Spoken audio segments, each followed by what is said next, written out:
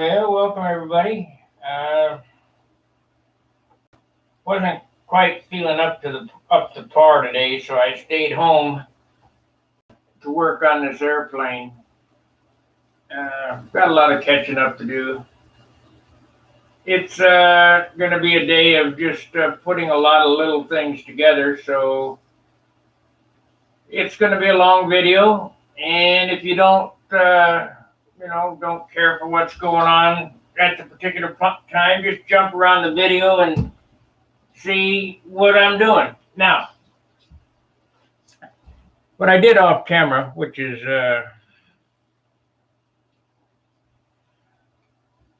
not a whole lot, but I made this piece yesterday to go on there. It started out at 4 grams. Well, I hollowed it out. Hey, Alexander. And I said that I'd get it down to 1 gram, and I did. And this piece goes right here. So we're going to glue that on and finish sanding the seam in. I also need to make some little pooches for here for my nuts so they don't rub on the fuselage sides.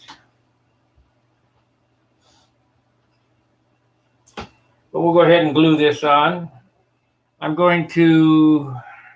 going to wait to go over John's to align the tail. I'm going to do it here. I'll show you how we do it. Because I gotta get this locked down. There's just so much work to do that I don't want to wait.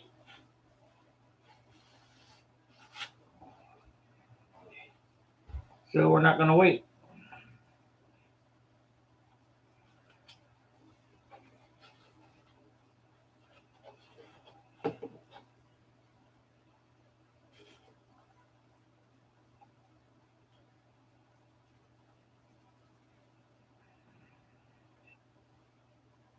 Why do these glue bottles do that?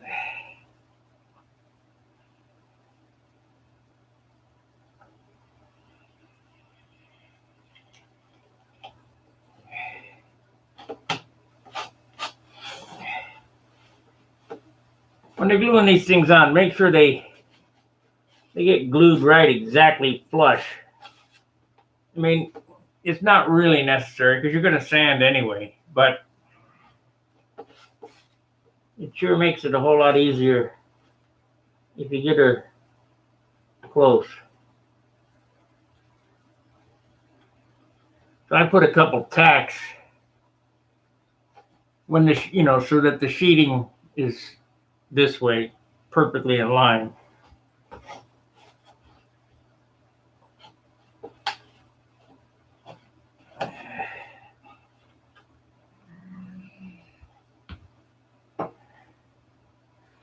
Should be nice to be able to hold this at an angle like this.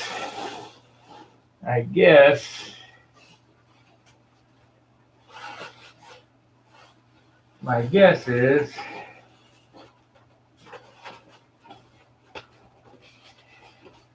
I can do that.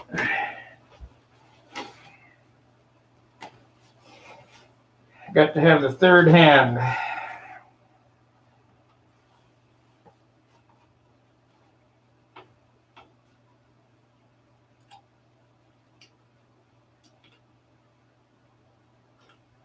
Make sure to like, subscribe, and share. Super chat options available there at the bottom. It's the $sign. If you're so inclined, these videos help you.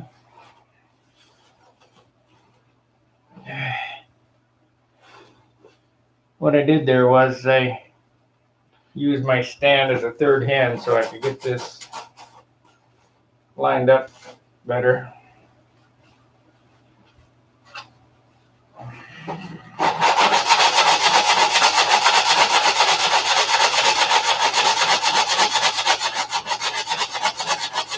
And the machine disappeared.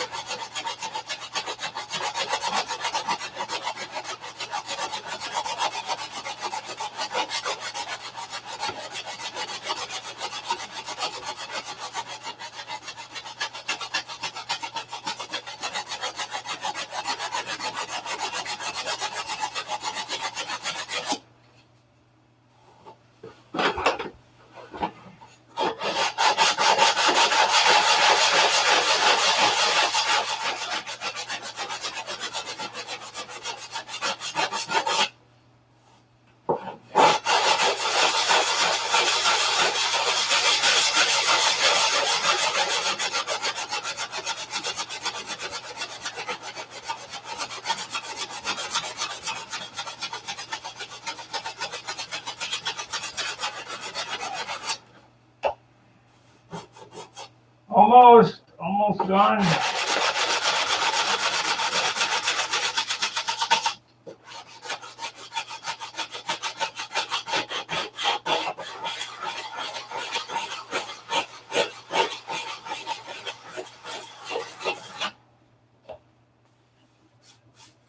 You can't feel it. That's what we want. You can see it, but you can't feel it.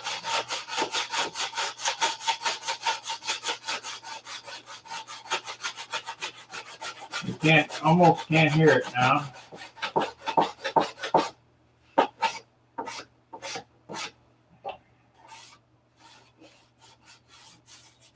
That's one side.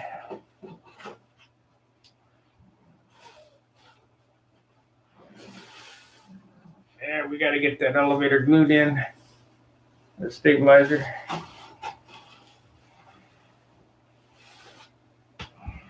Oh, I see blood.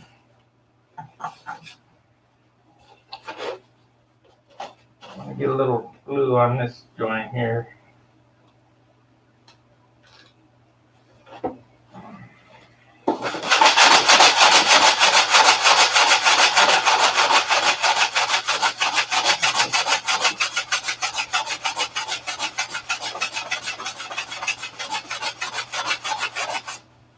I looked for synonyms to Continental today on the web. I really don't want to call it the Continental because it's not, but it'll still have the same look.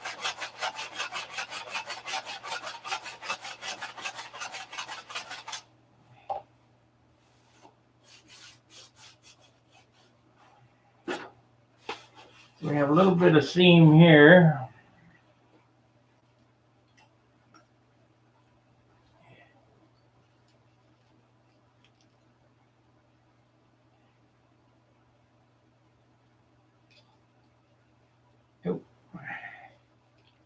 Come on now, don't give me any fits.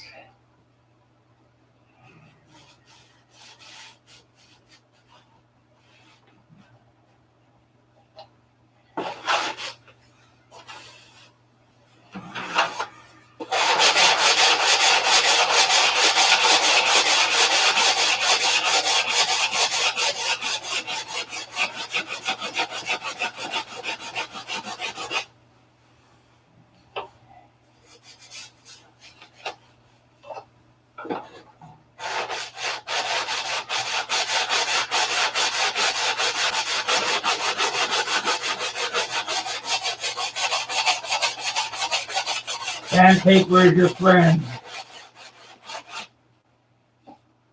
I can feel a high spot there. We'll have to round that over. It's flat. To candle it.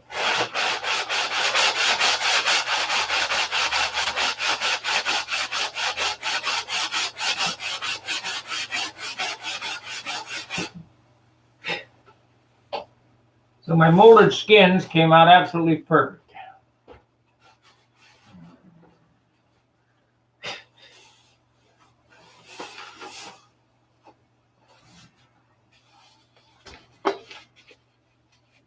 Let's split the cameras so you can see what's going on both angles.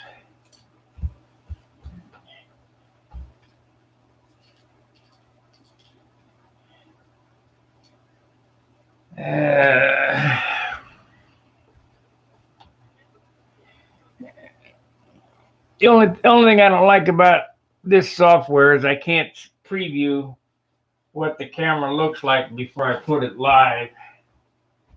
So I kind of just got to guess.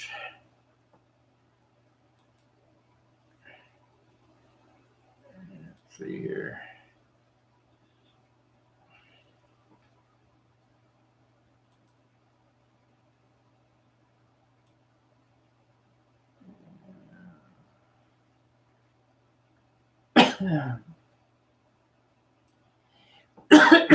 Shoot. Okay.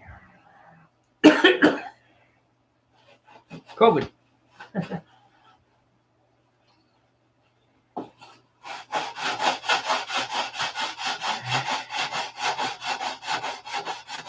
So I'm sanding everything in. We're going to mount the rudder here.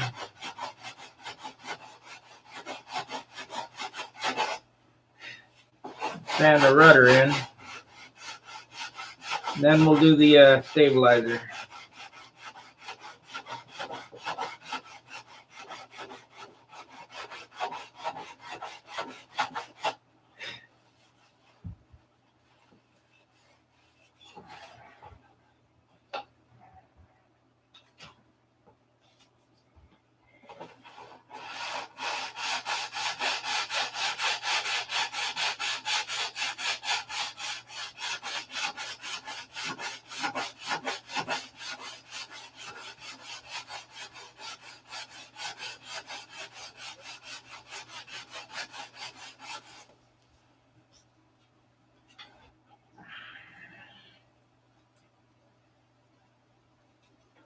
What the heck?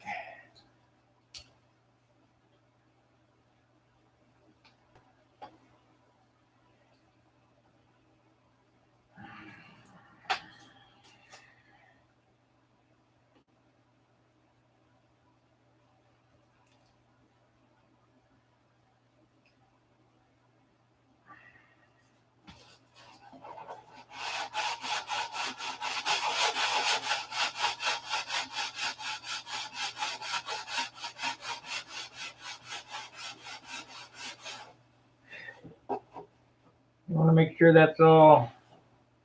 That looks pretty good. Looks like it's joined well. We'll put some CA on it anyway, but you don't want that cracking up, so we'll double glue it.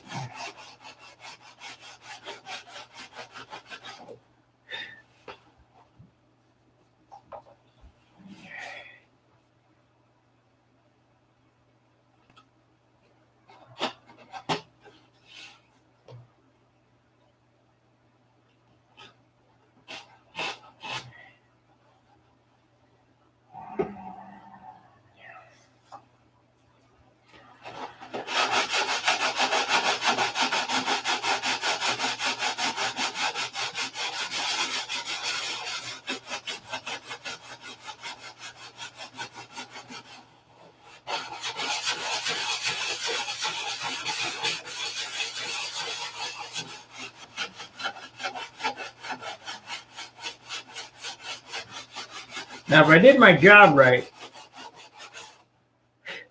I should be able to glue that rudder on the bottom there, right in line with his tail post.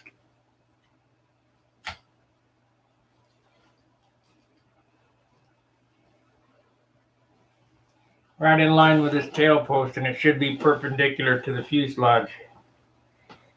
I have some marks on the underside of this stab where the thing goes,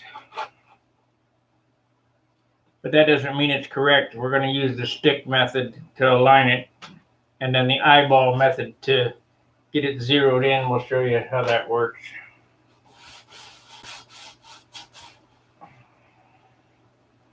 That turned out pretty well. Like I say, it got it down to 1 gram from 4, so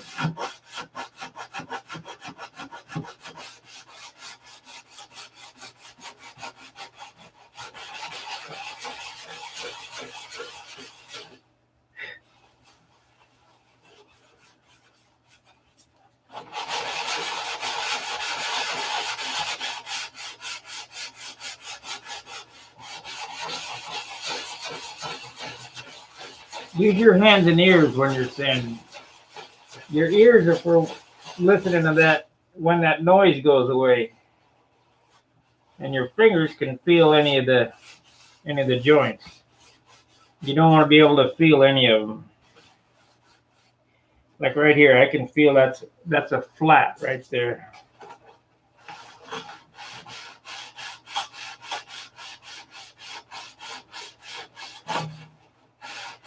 So the sanding operation is not only sight, It's feel and ears.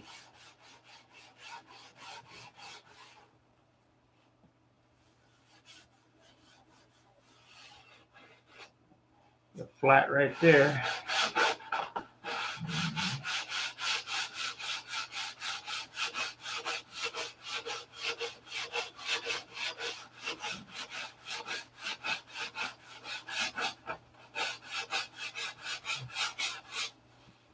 And if you can get your round airplane round without any flats in it, it looks so much better than straight down and then around.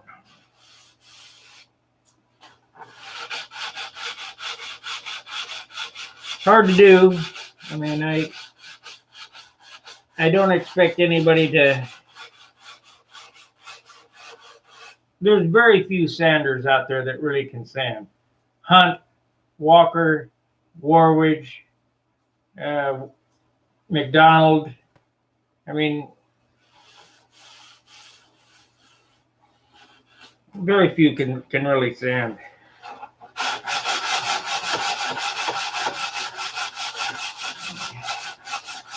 Sanding is an art all by itself.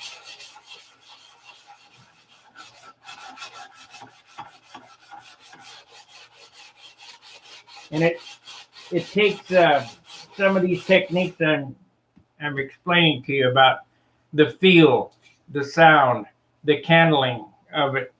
If you look here, I'm sure you can see it. If you look right in here, that's a high spot right there. And then of course it's how much are you willing to do? I mean, a lot of guys aren't willing to do that much sanding. So I moved the high spot down here now. So that's okay, because then I can just come back with it stood up. This piece has some hard grain in it, is what the deal is. I might not be able to get that out until after I get the tissue on it.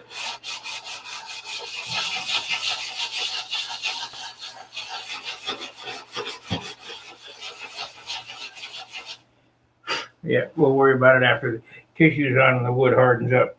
Okay, so we got that done. Let's do rudder fitment.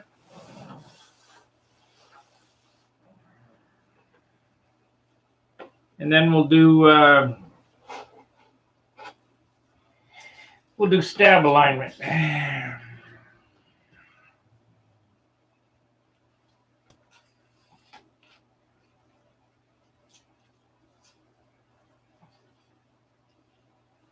Let me get rid of the little square.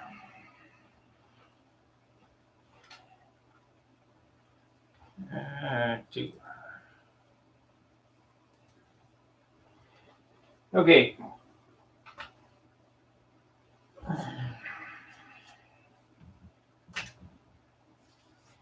"20 minutes we've been on. I got that done in 20 minutes. Looks professional.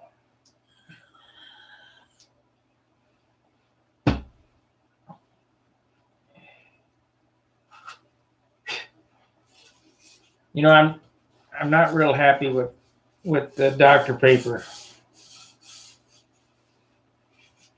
Let me tell you why. I had an issue. I'm hoping that it'll go away.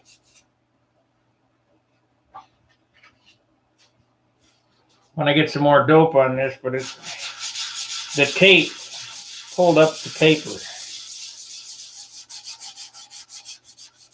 I certainly don't want that to happen.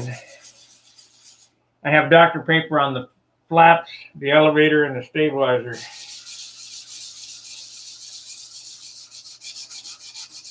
We won't be doing that on the fuselage. We'll use silk span. I think the Dr. Paper is maybe a little too non-porous for the dope to adhere. And I put it on, the correct way. Put dope down first, then lay the paper, and then thinner and all that. But it pulled up right there. I just CA'd it down. I'm gonna have to watch that close when I go get ready to paint this. Okay, so we're gonna glue on the rudder and get it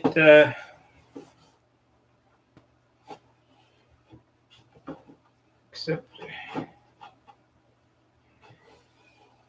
know what, I think I'll do the elevator, the stabilizer first before I do the rudder. Okay, flaps off.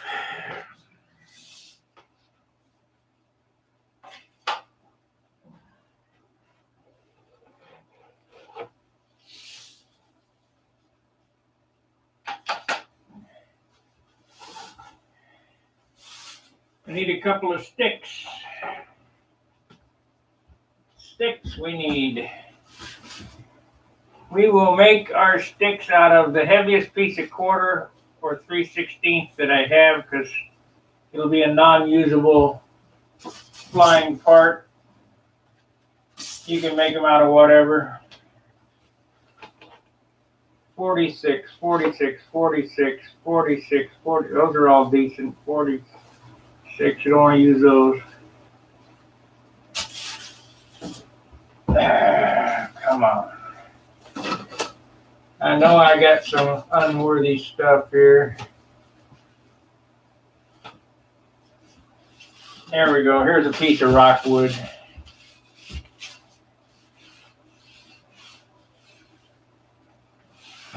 It's 46 at 3. That's heavy. And the grain is, yeah, the grain might give me a problem. I don't know. So you'll need a piece of 1/8 or a 3/32. Let's see, let's use the 1/8 here.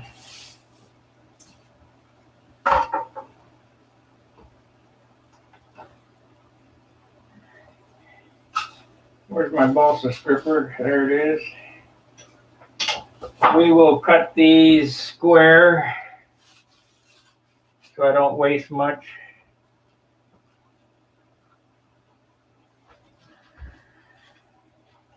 This will give you a proper alignment.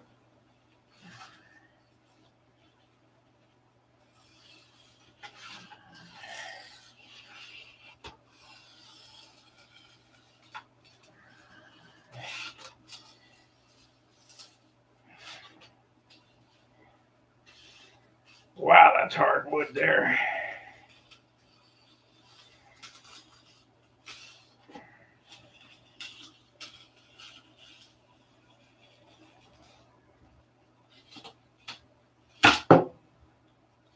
Okay, that's one.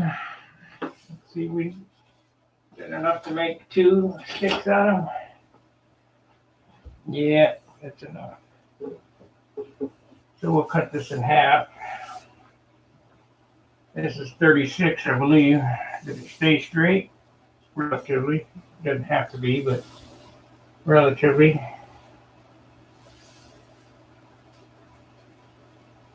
The Edge Cavina Hobby marking method.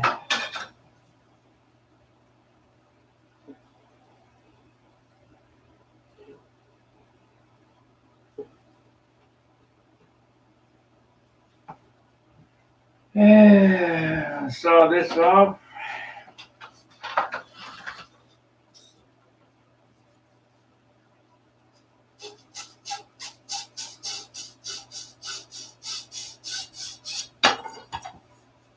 Okay, we need 2 pieces of 1/8.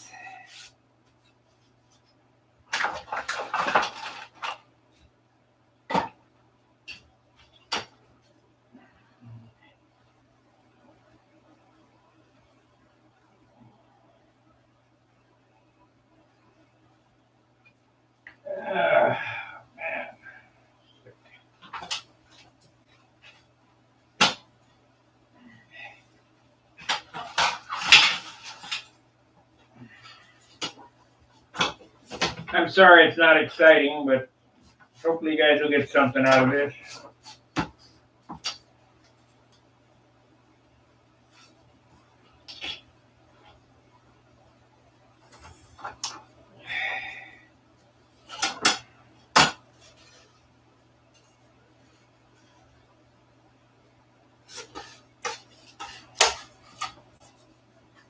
Okay.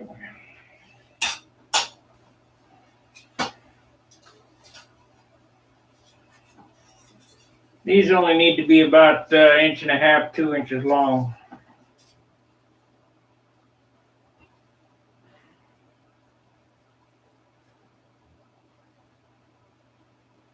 Not a precision cut, it's just a guesstimate cut because this is a tool that John saves his, but I end up throwing them out. Probably should keep them.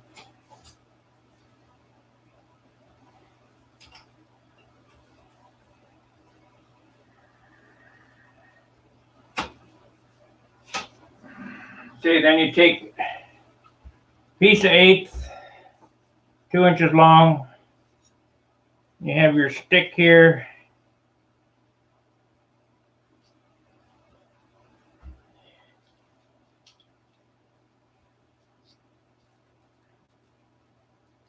Gonna glue that on there like so.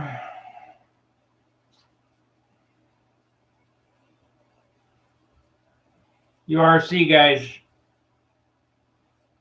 should pay attention to this, the easy method.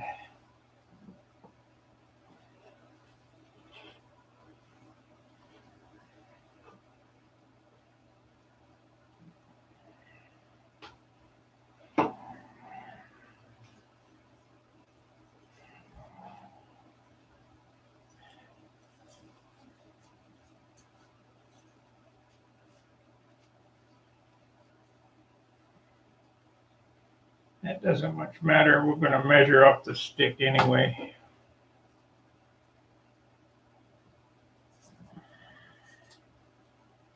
So it's got a stop on it, which is that.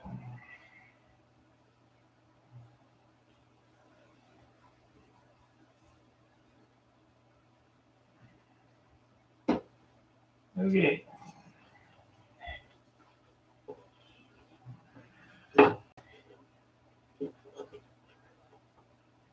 One for that side.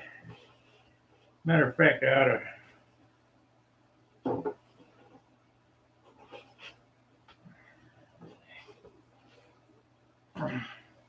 So now,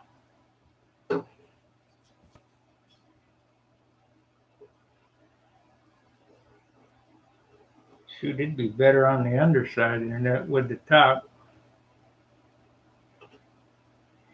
I might rethink those, or either that or turn it upside down.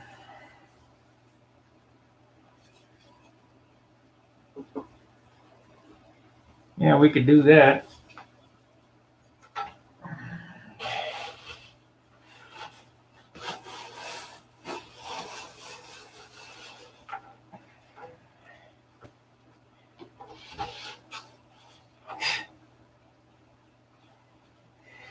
Okay, we're going to do that. Now this, I'm going to have to turn everything and rearrange the camera and be able to sight down because I want to make sure this stays parallel with the wing. So I can't do it when I'm standing on top of it 2 foot away. I mean, it's close. First thing I need to do is get a measurement. What is the correct tail moment?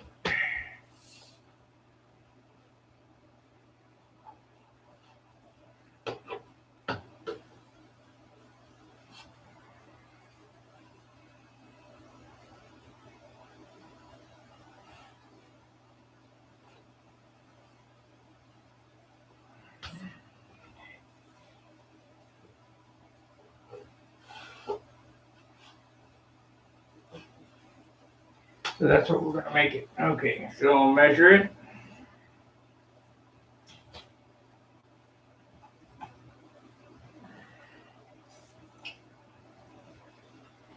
This is an area where, be exact.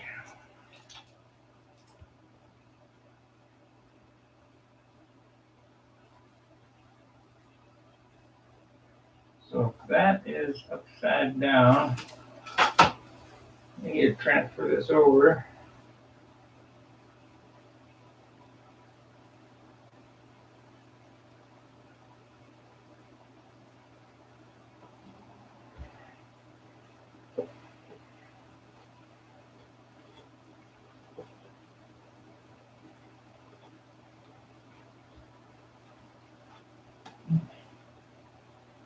Yeah, it's on the bottom, John.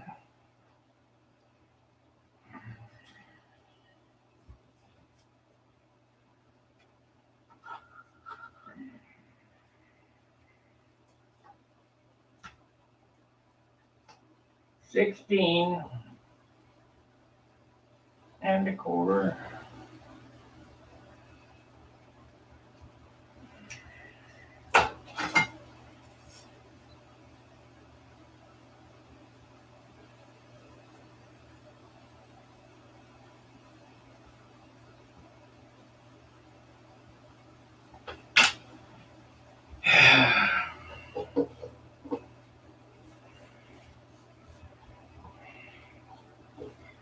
Why are these two different lengths?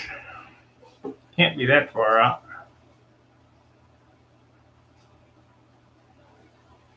The sticks aren't.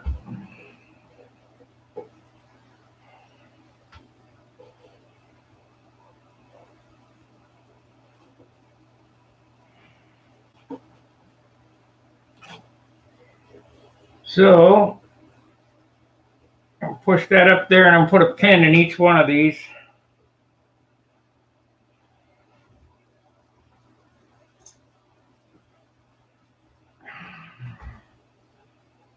Pin this on there.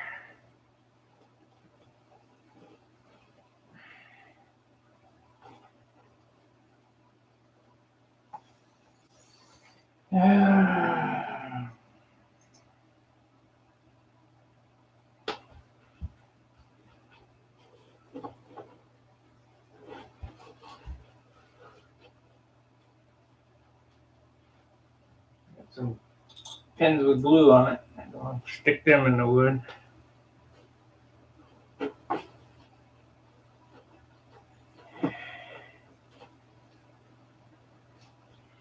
And this is the John Jordan method. Seems to work okay.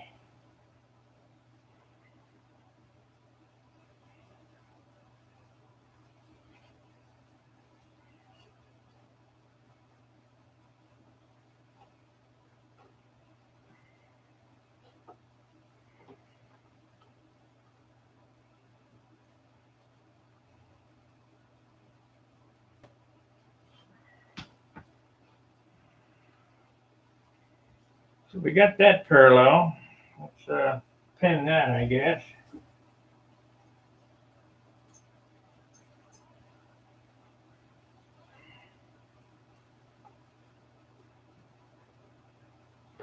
It's I actually want it up like so. Maybe make another mark. 1/8 of an inch. 1/8 of an inch difference.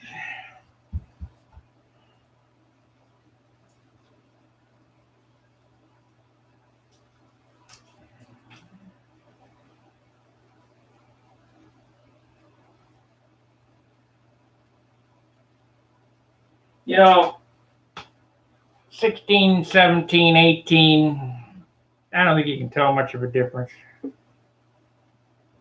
Yeah, I think that's going to be better. You'll pull it up close to the bulkhead.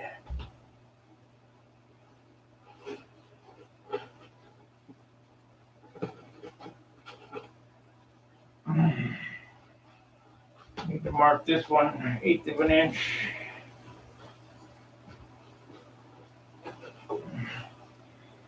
Spend as much time doing this as you do your controls.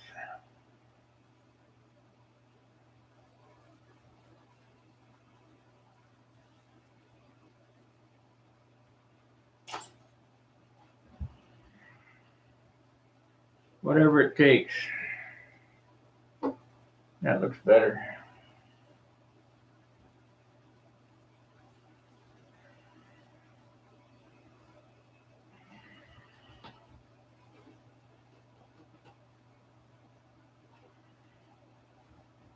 So, pin this to this.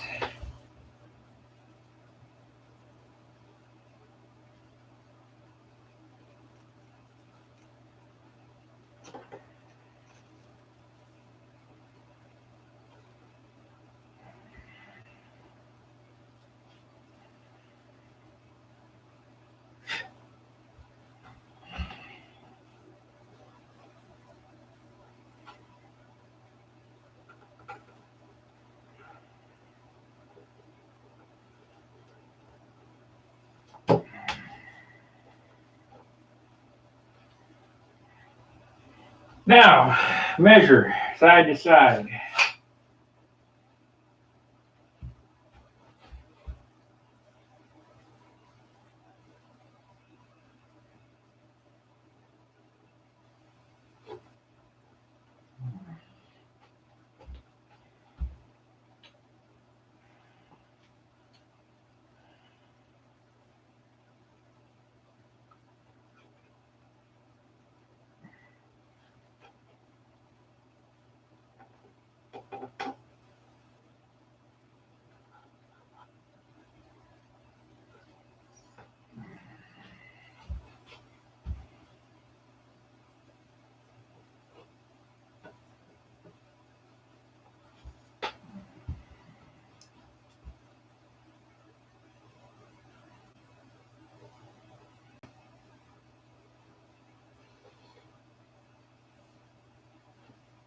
There's really not a good way to get a measurement on this.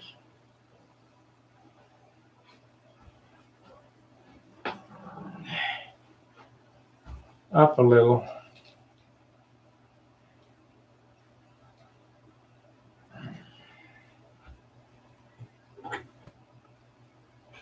Okay, so I had my line 1/8 of an inch off, but that's okay. No big deal.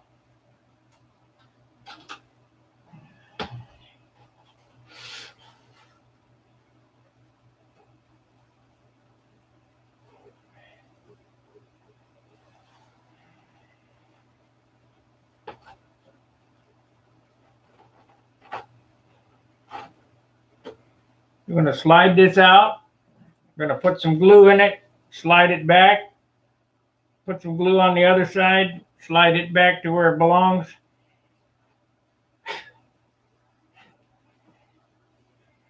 And then on the top, it will be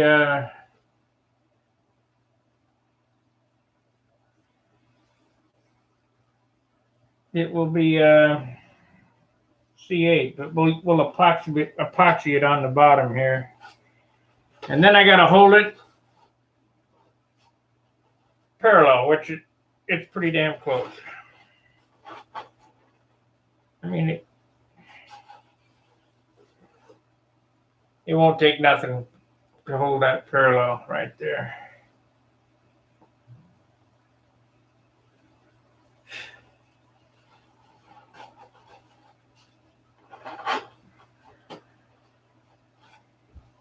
Okay, mix up the goop. I ought to use just wood glue, but don't want to wait forever.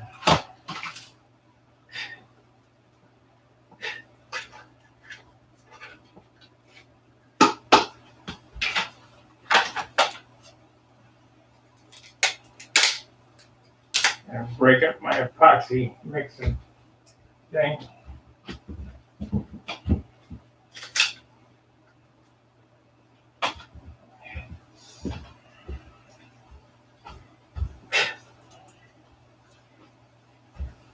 Yeah, I got to make haste on this model if it's going to make the gnats.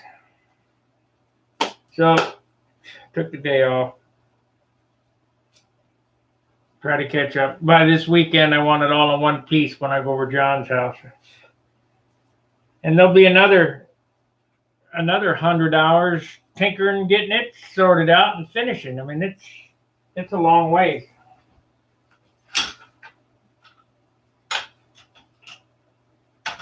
It's mostly in the sanding. There'll be a lot of sanding.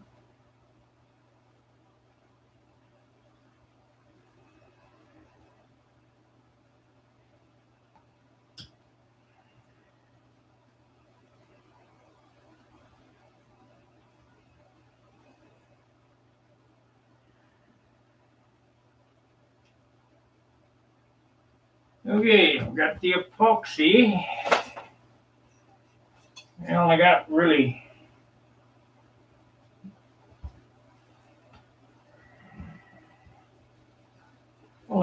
one shot to do this, so hopefully we get it right.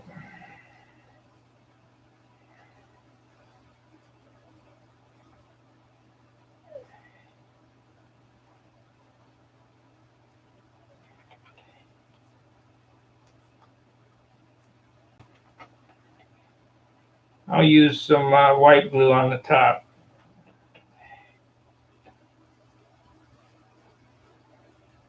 It'll be fine.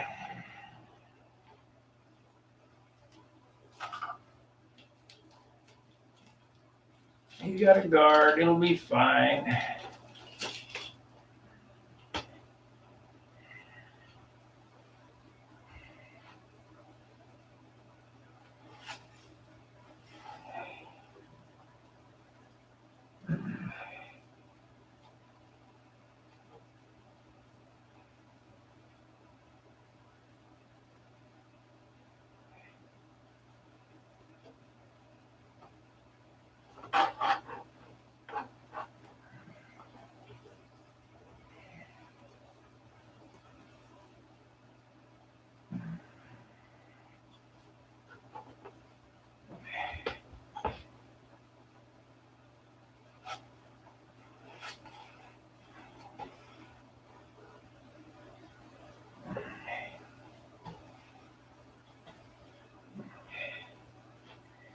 I guess maybe I could get some on the top.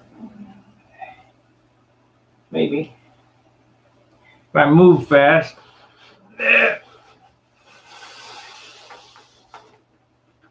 Oh, shoot. Drip.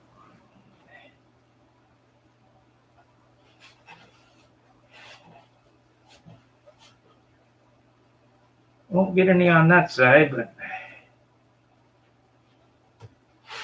Uh-oh. What's going on here? There we go. Put it on the wrong side. Shit. Wipe it off.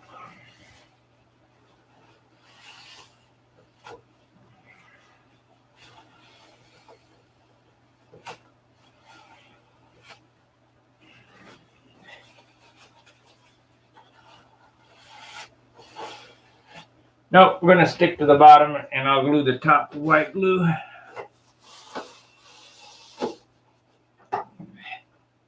So, move that over to right there. Need to wipe the excess off.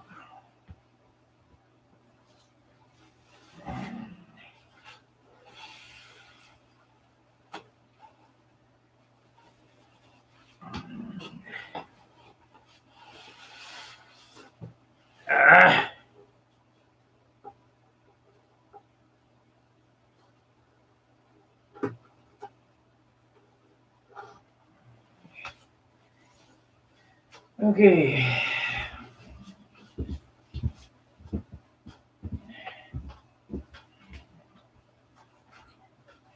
Make haste.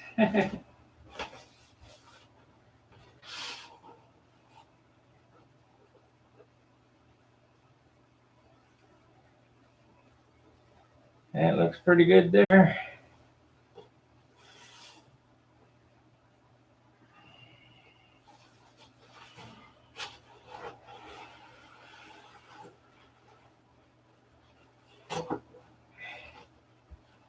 I don't have any alcohol.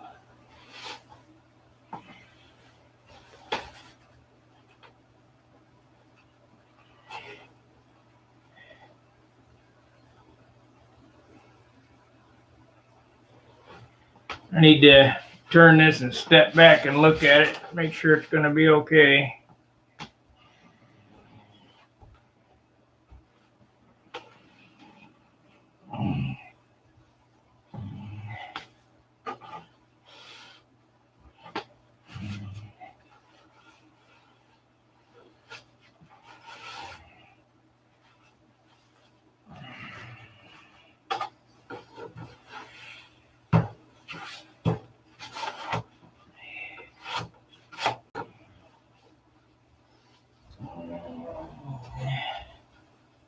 Shoot, can't see.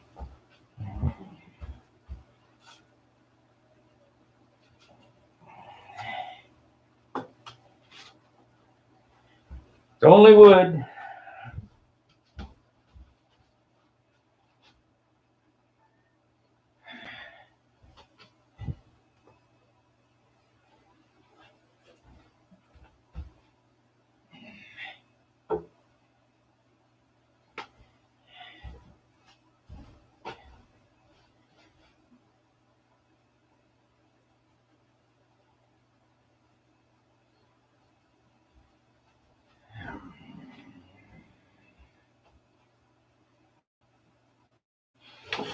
Whoa, Charlie Brown, where you going?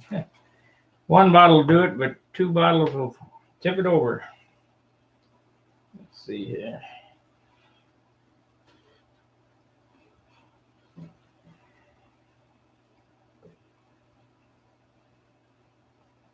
There we go.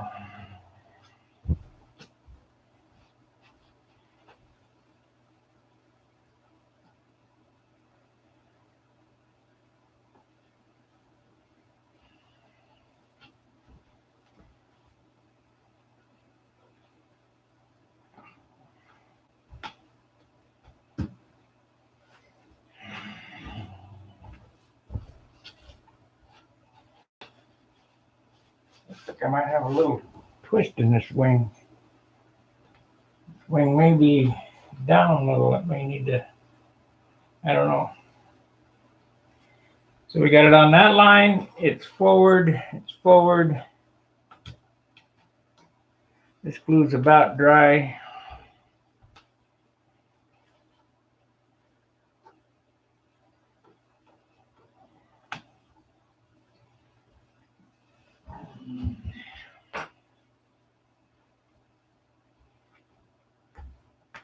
Pretty close to dry here. We'll take it off and see what happens.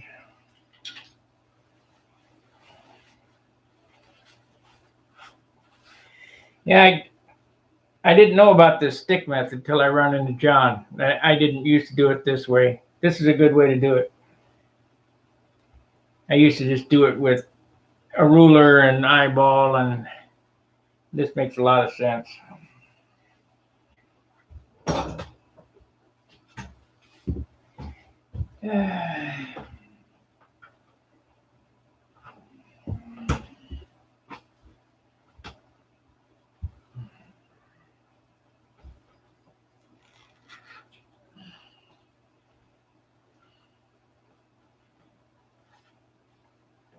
Yeah, got a little goober that ran out there. That'll be difficult to sand off.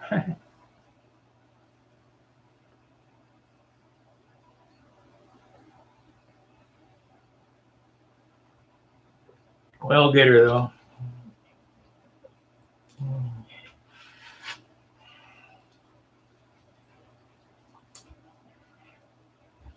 We'll get her.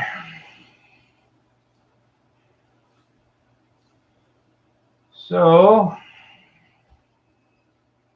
take this off, see what it looks like.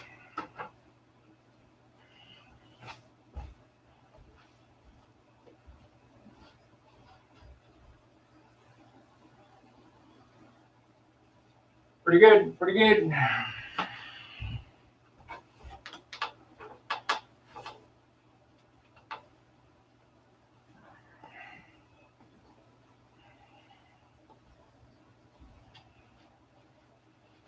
Actually, what locks that in there really good is the super fill.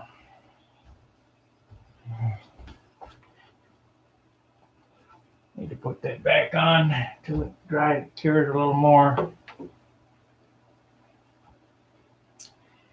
So, as I sing and dance and spin some plates,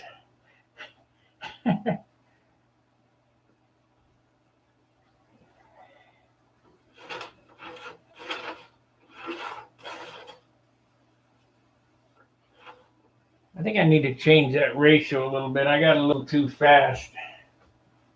I don't think it's going to be that light. I think it's going to be sub 60.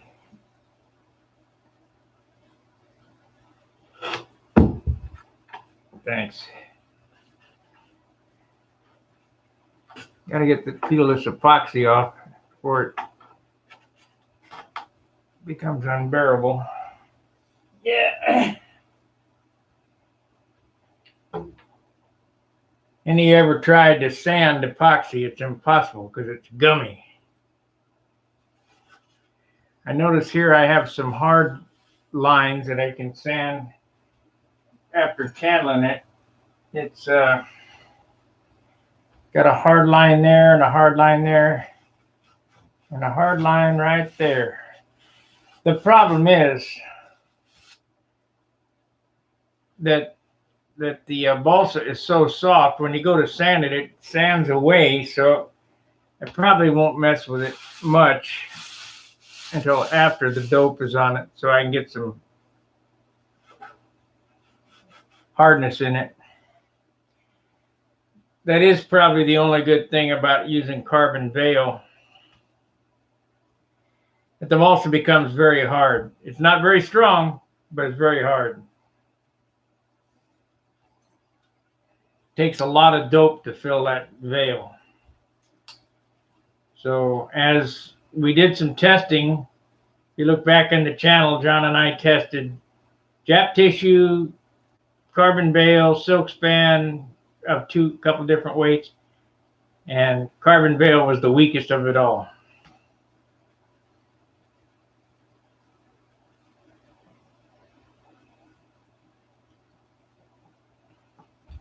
Japanese tissue was the strongest of the lightweight stuff.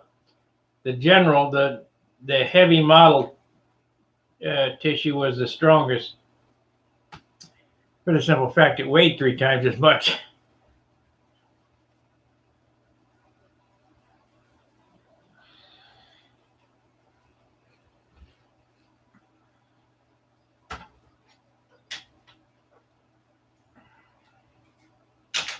That should be good enough.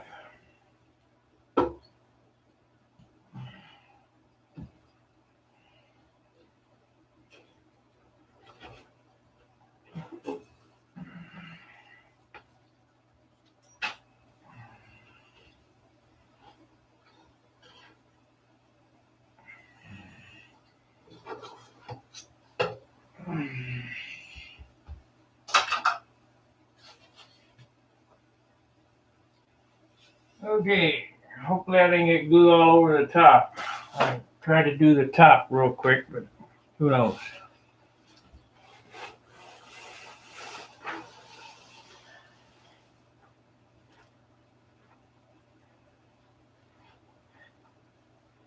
Nope. Little bit.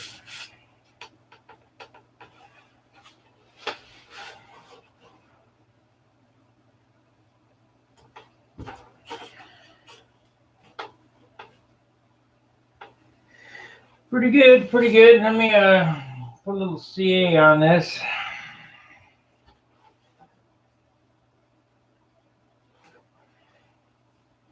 What I need to do, maybe things that I took the day off, go over to Radical RC and buy some supplies.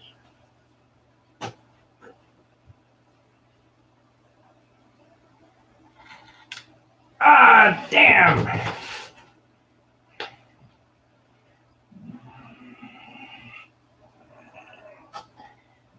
The little tube fell out of it. I can't win sometimes.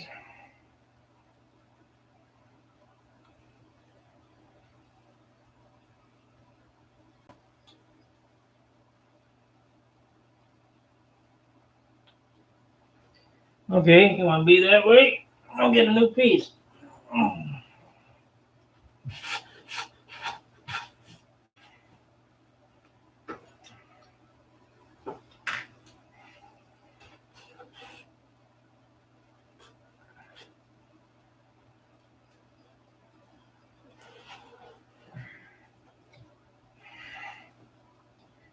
I need this can here. Yeah, need to get some more supplies.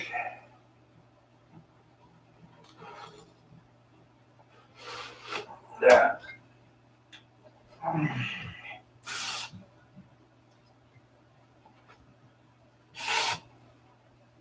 Yeah, of course. Bubbled out to the outside. It's in there good though. Let's see what it's going to take to fix this now.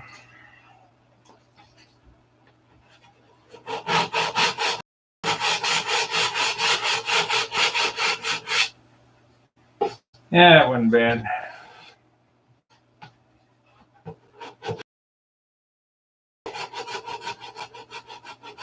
Get the fillet there anyway.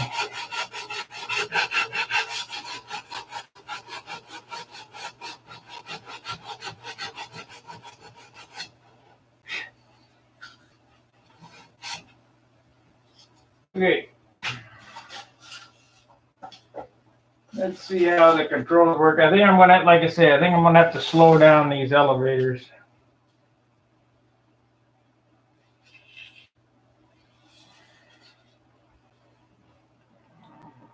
Because I got them too fast. Too fast.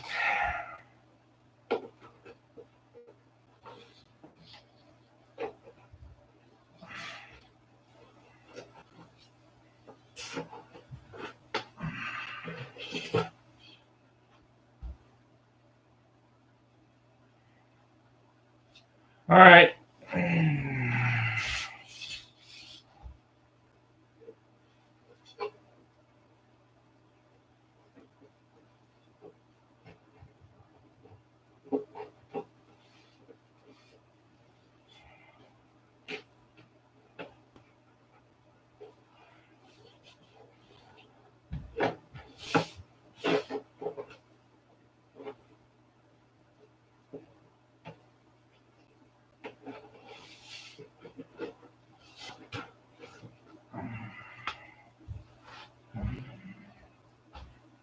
Let's see how it works here. What the hell are the elevators in here?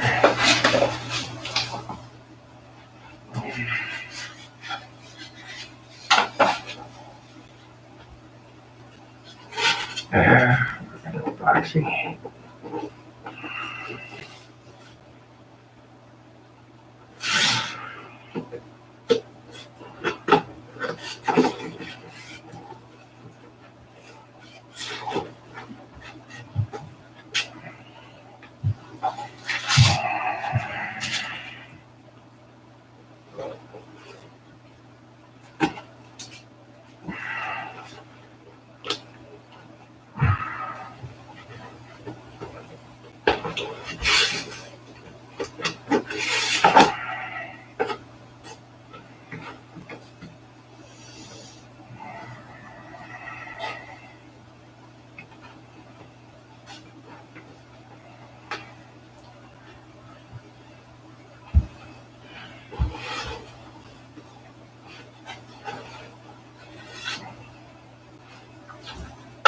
What do we got here? Let's see how close I.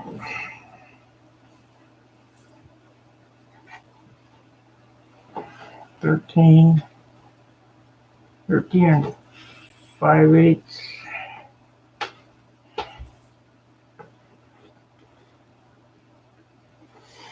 Well, the stabilizer's in there, right? But my elevators, which is not a big deal. It's a little closer here than it is there, but they get filled. But it's this way. It's right. I must have just, when we bent the horn, put the horn in a little offset.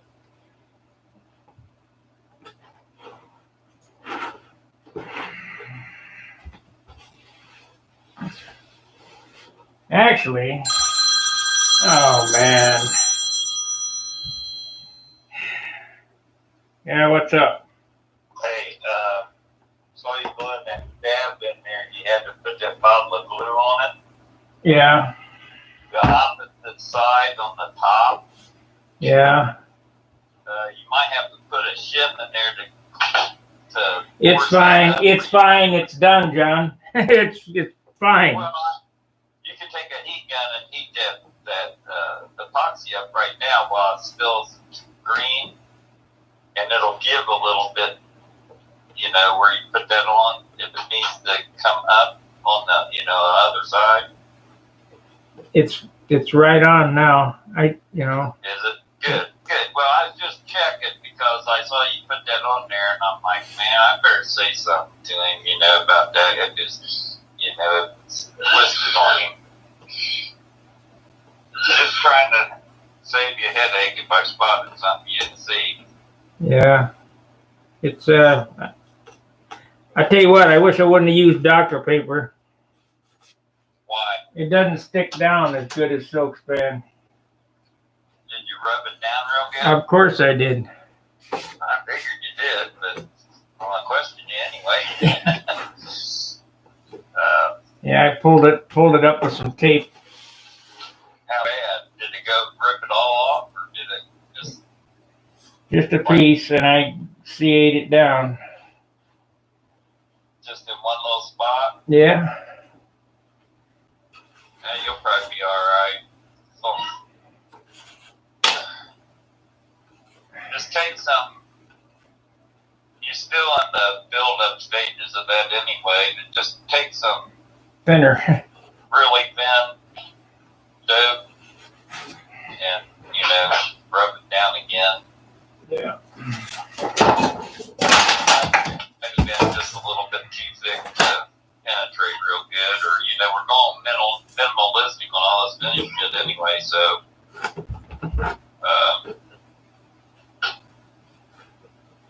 with base coats and everything else. So, Yeah, I'm still online. You know that, right? yeah. I'm sorry. I duped you. Excuse me, everybody. Yeah. But anyway, so I just look, as long as it's in there straight, you know what you're doing. So, don't mind. It looks like it could. I guess I could heat it with a heat gun. I don't know. Tweaking down a little bit. You might shim the underneath side with a little wedge of balsa wood, get some pressure up on it, and then heat that top side where the epoxy's at. There is no place to put a shim. It's tight. Just tight, Yeah. top and bottom. Yeah.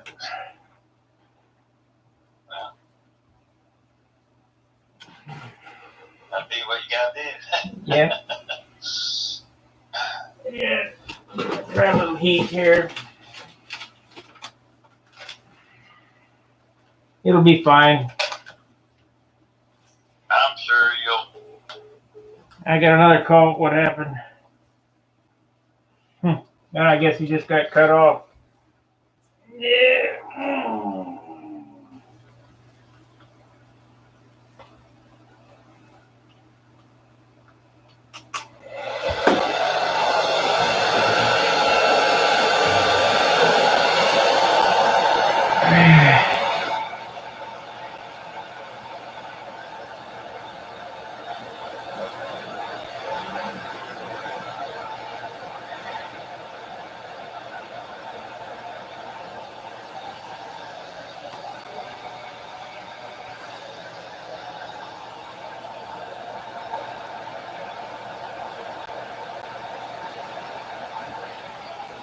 I put a little pressure on it and heating it a little bit.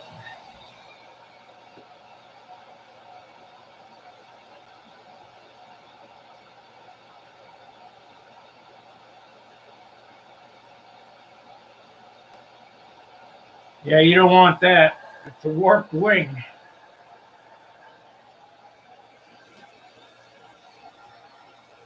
This must be my crappy heat gun. Shoot. Having all kind of problems today. Got no switch on that heat gun. Yeah, you don't want any washout.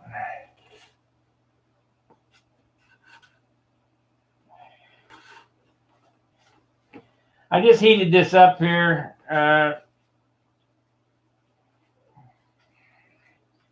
Just a little.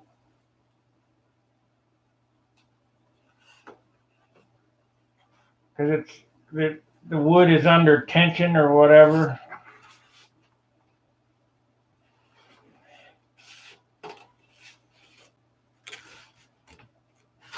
Just hold it there till it cools. I don't know why John hung up.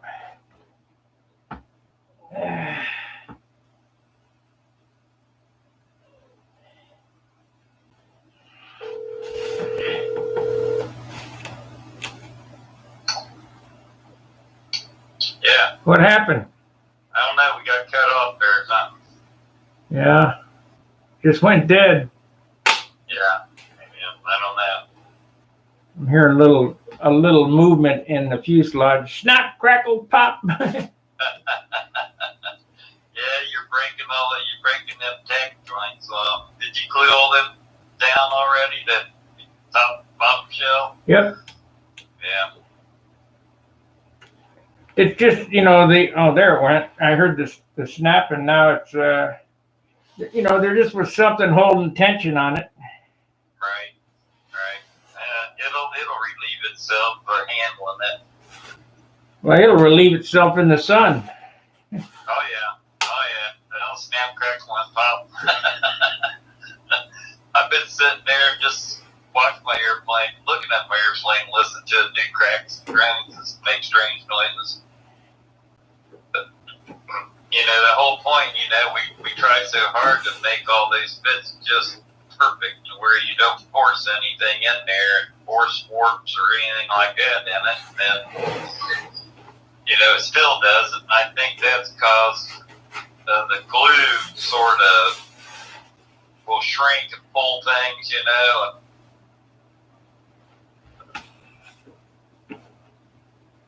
I got her straight now. Good. So I always use slow cure epoxy, like 15-minute epoxy or 30-minute epoxy for that babysit, but I know you're doing this online and trying to save time and everything. I can glue top and bottom, of that assembly, then sit and babysit it for an hour or whatever, until it sets up. But Yeah, I ain't got that kind of time when you're online. Right. Yeah, you got a deadline, so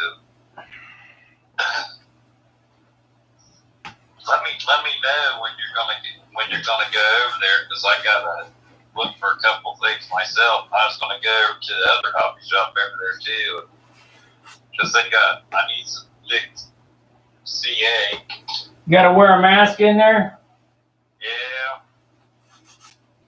That's BS. I don't know if it's enforced all that well or not, but Considering they don't work. so half the time they're wearing them, half the time they're not wearing them. So it's gotta sort of do it at your own risk, sort of thing. Now, that's what it's all about. But I think all those mandates are going to come off here shortly. Everybody's putting the pressure on. Democrat DeWine. Yeah. They've got a lot of states that are all opened up now. Yeah.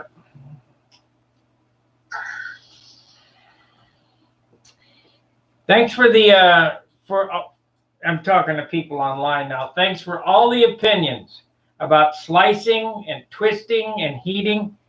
I got it under control. Trust me.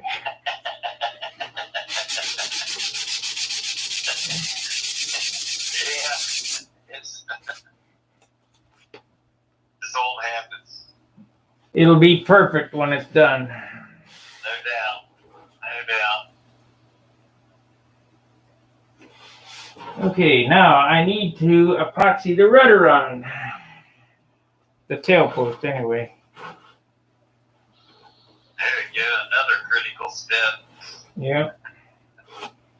Yeah, I'm gonna get the fillets in the elevators and stuff.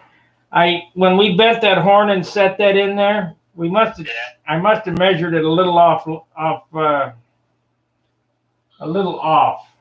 because the horn is off to the left, probably 1/16 to 1/8 of an inch. The stab is in straight, but the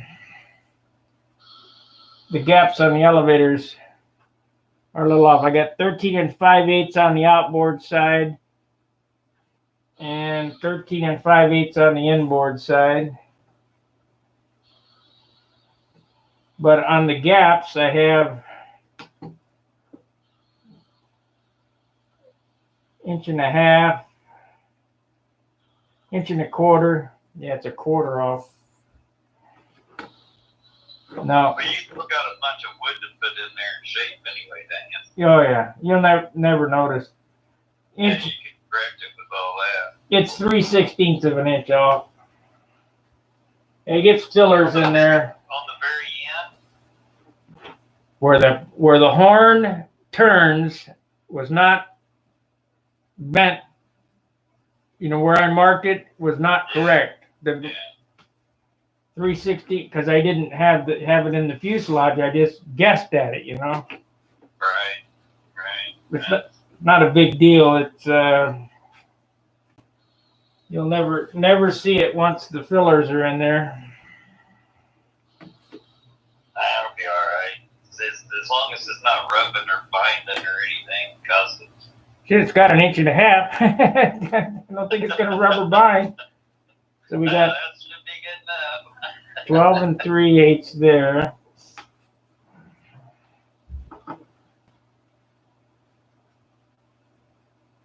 Yeah, that's the deal.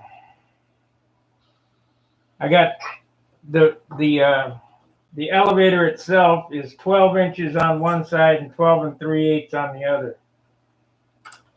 And that's due to the way I laid out that horn bend. Yeah. 12 and so what I did was I put the Centerline on the stab in the wrong spot. Right. Which is not a big deal because the horn needed to be offset so that it doesn't rub, but it still needs a pooch on it anyway. Yeah, all those things are a little too tight in the back. You know, they don't allow for anything. You almost, the old-fashioned solder or washer on there deal is the best, but Well, the adjustability. my original Continental, the one that I'll show in this picture here, the original Continental is so narrow back there in the back that it has a clevis on it that I soldered. Yeah, I've had to do that too. Some of those old designs are like that. They're very, very narrow. This has a ball link that's wider than the ball link, the horn, the nut, and the T-nut is wider than the leading edge of the other Continental. It's a half inch at the leading edge of the original Continental of the stab. The thickness of the fuselage. So what does that tell you? Yeah, what kind of slider do you have back there On what? on your elevator horn? On the one that you did yesterday? Yeah. It's a T-nut. The Tom Morris T-nut setup. There's another setup that you can't put it in there now, but that makes for a little bit more compact tail end, and it's another piece of steel with a piece of brass tubing soldered in one end of it. Yeah. And your T-nut on the other end of it that moves up and down, but you don't have to use a ball link back there, Yeah. What'd be nice is if that piece of brass tubing wasn't brass tubing, but was more like what Dan's using in his belt cranks, a centered bronze or something, Well, Dan is the guy who made those you're talking about. Is he? Yep. I have some back in St. Louis, but they're too big. Stuff's too big. Yeah, I know. I know some of my airplanes I've even taken and I spaced that fuselage out. It actually runs sort of flat, half-inch wide from the front of the stab to the hinge line. And then it tapers from the hinge line back to the tail post. It looks sort of funny when you're working on it. You feel that flat spot back there all the time. You never notice it when the airplane's sitting on the ground or anything, Who never notices it? It had room back there in the tail. I've done that many other ways, but you just got to skin the cat want to do it, you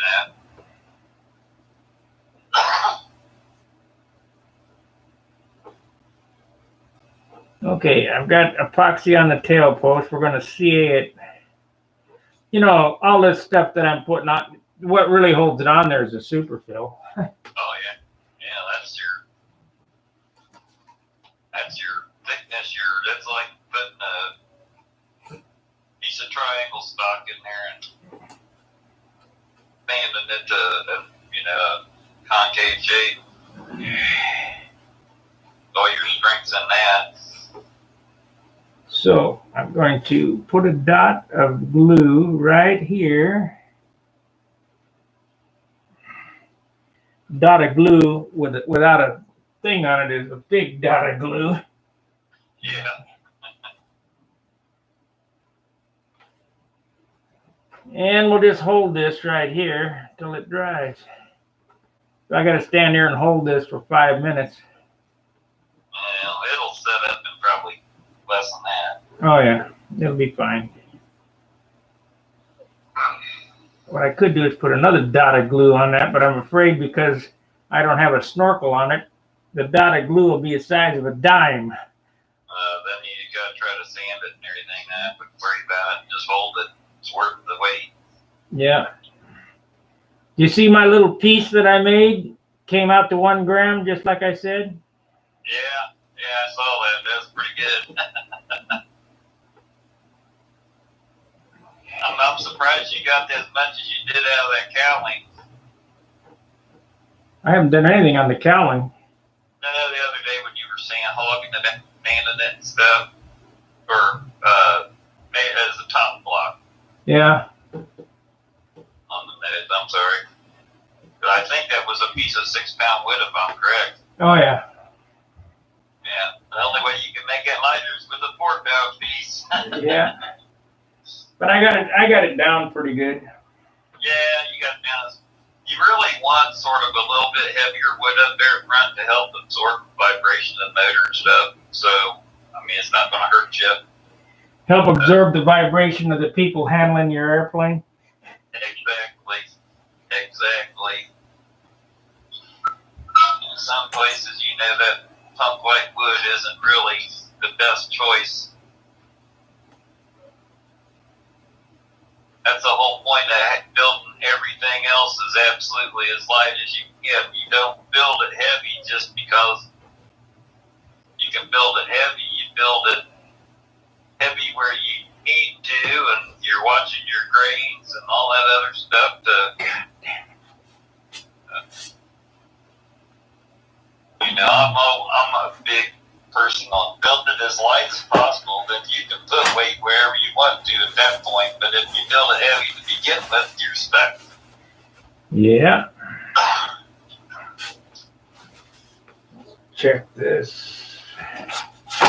Check it with my stick.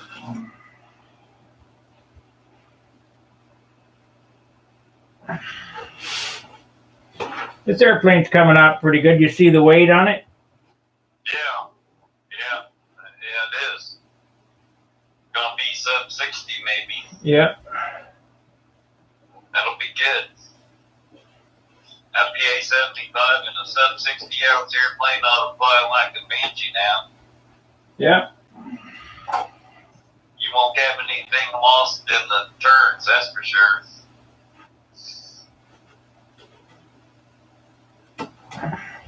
I'd like to see it 55 ounces, but it ain't gonna happen.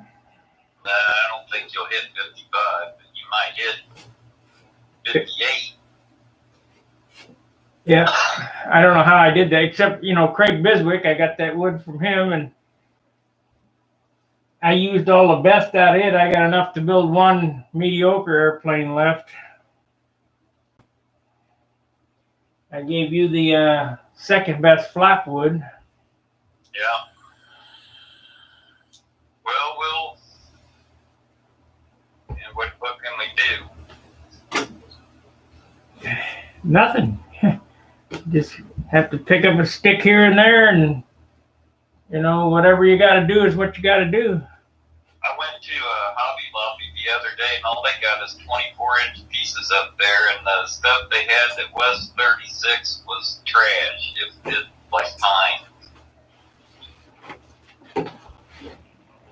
Yeah, well, you go to Menards, don't you? Yeah, I go there every Wednesdays, and Michael's has wood also, so you can go to Michael's, Hobby Lobby there. Some regular, I don't know about Home, Lowe's or Home Depot. They don't have none.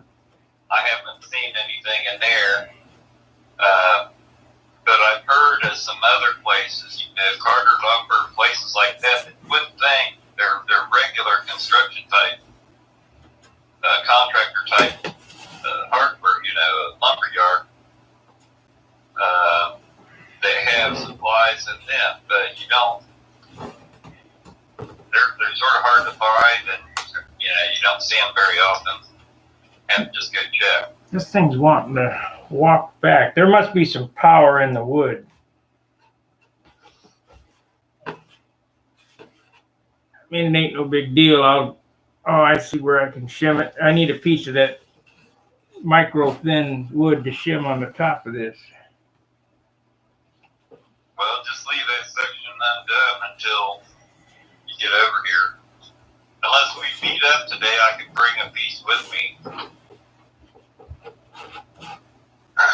Yeah, I'm probably going to go over there. It won't be till around 1 o'clock. I don't care what time. Whenever, just call me before you leave out or whatever. Probably take us both about the same amount of time to get over there. Let's see. And is wash in. Twist wing so the trailing edge is higher than the leading edge, causing the wing to be pushed down. Yes, that would cause that to happen. What I would do in a situation like that is get a steam kettle going on your stove. I don't know, white Tahara. I would get a steam kettle going on your stove, have a buddy hold your airplane, steam the wing all over, top and bottom, and then twist the wing. You have to twist past where it's straight, and then look at it from the trailing edge until it's straight. You might have to do that a couple of times, but steam will get that. I can take from right here, I could take this airplane, and if I had steam, twist the whole fuselage or twist the wing by superheated steam. So that's why you don't really worry about these little things. I try to make them as good as possible, parallel, and get them in there lined up right. But even dope, when you put the dope on it, it will soften one side or the other, and the power in the wood grain will pull. This is a living piece here. It will pull to one side or the other, and that's the ligna in the wood being softened and tightened. And in the sun, it'll do the same thing. Sometimes if you got a good eye, you can see the airplane in the hot sun twisting in live time.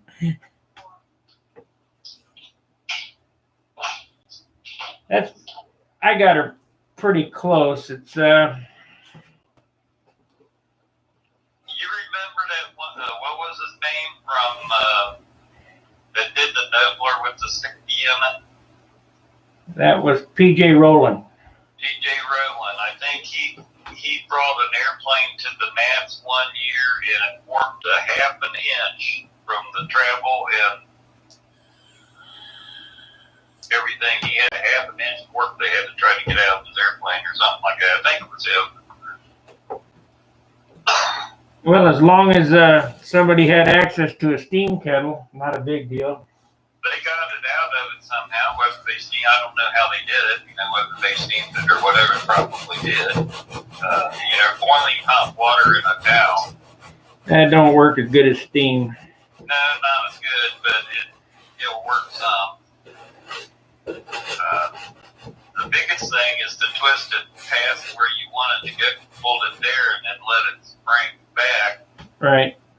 And then, you might have to do that 3 or 4 or 5 times before you get it right. But What you're doing is releasing the power in the wood, and the power comes from the growth. Yeah, it wants to keep going towards the sun.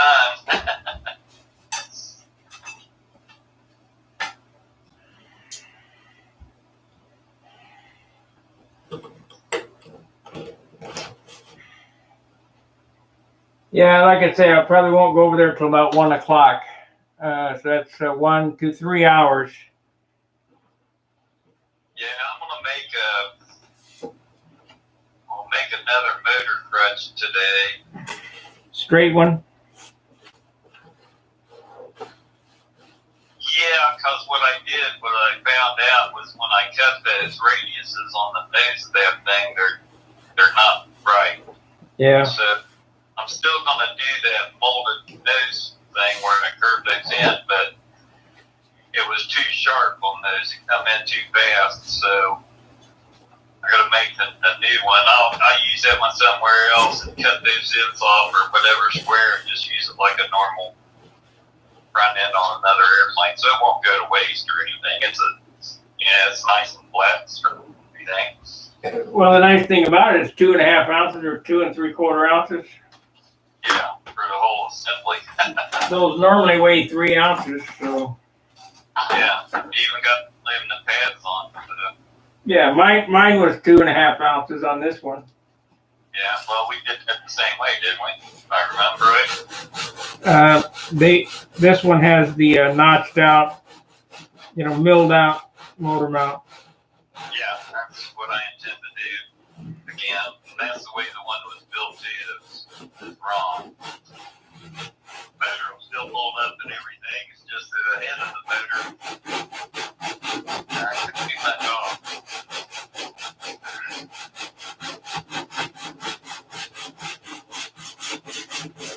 I'm going to work on the cowl after I get back from Radical. Hey, I just thought of something last night or yesterday when you were talking about those loops. About what? About those loops you use in your X-Acto knife. Oh, yeah. I have to go over to the woodcraft shop, which is a high-end woodworking shop. Dan here, he knows all about that place. It's one of the dream shops. If you're a woodworker, it's more dreamy than a model shop almost. But they have all sorts of carving knives in there for wood carvers and stuff like that. Now, they may have some of those loops that are better quality even than X-Acto. Well, I got to tell you, the Excel loops are no good. Yeah, they're dogs. Too small, too. They're only 3/8 instead of half. Are they? Yeah. Well, I can believe that you can't find something that's even bigger or even they have all sorts of carving knives in there with curved ends on them and stuff like that are just for that are razor sharp things. I'm going to hold this up and look. Are you watching it now? I can't see it while we're on the phone. It doesn't want to let me click back over to the live view. Okay. You can look. I got the profile. Well, kind of. It looks, I'm holding it up so you can see the bottom of the fuselage. The profile looks much better, tapered up. I figured it would. Didn't the original one taper back there even more than that, top to bottom? No, it was straight. But you got to remember that airplane is only 2.5 inches wide back there, top to bottom. It was round too, wasn't it? Right, very oval. This is a modern day construction. This is, not the same. Well, this is the XL version. That was a 35 size, 40 size plane, wasn't it? The original. Yeah. Yeah. Beautiful airplane.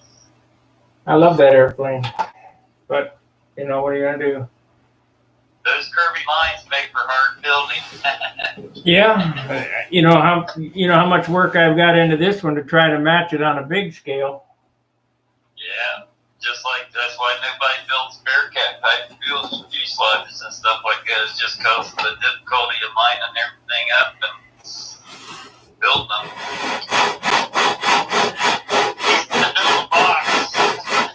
Yeah, it's easy to build a slab. Hard to build a ball.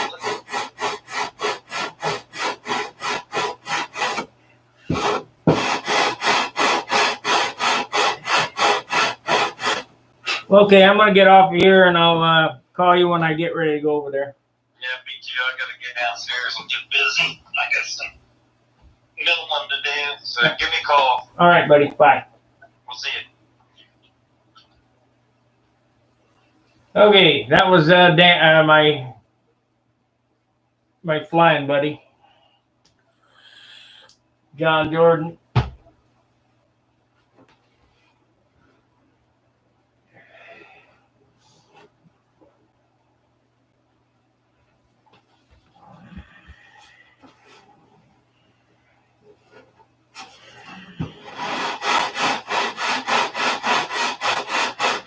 Oh, about pushed it out of my hand.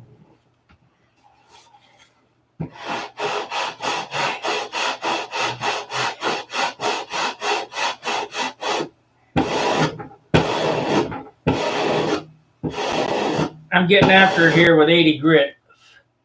So you gotta kind of be careful with 80.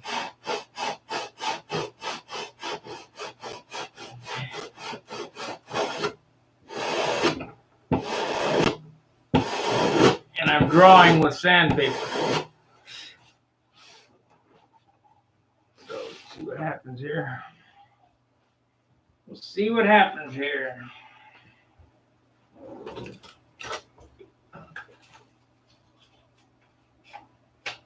This is 320. Need 180. There's 180. Kind of a crappy piece.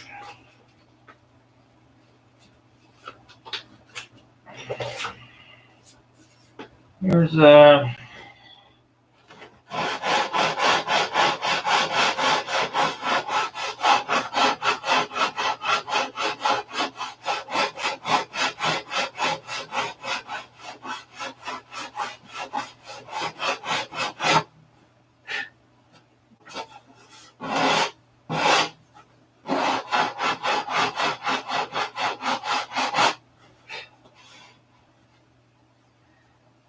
my Australian buddy on there still, Craig Biswick.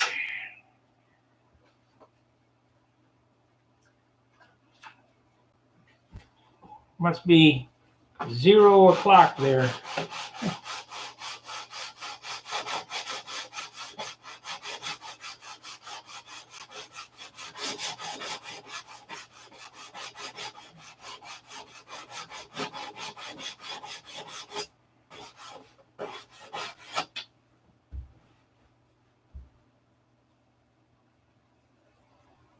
Thank you very much. I don't know how to say your name. I'm butchering it.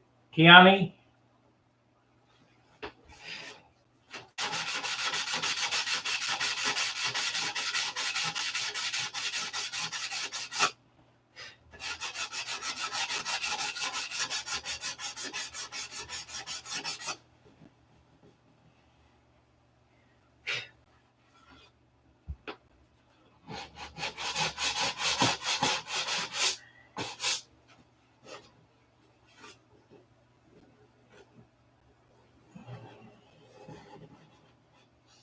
What time is it, Craig, in Australia?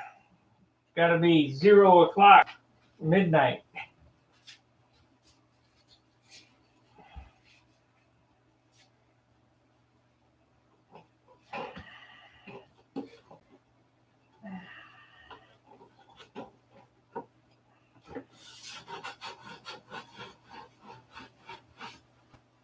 Uh, 320, there we go.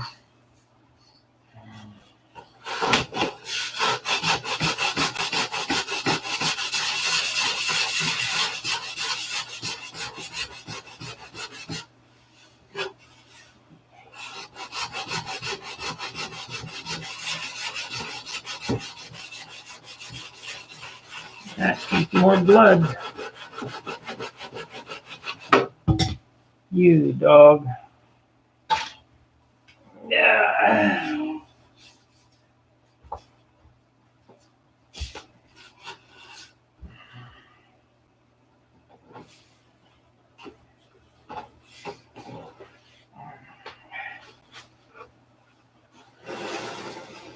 We're at 27 ounces right now.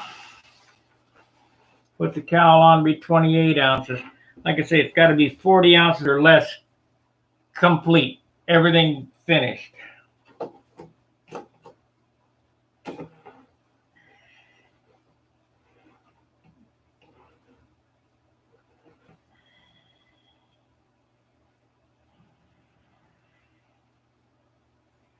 So, do I want to change the controls? I think I'll leave them like that. And they work smooth, smooth, smooth.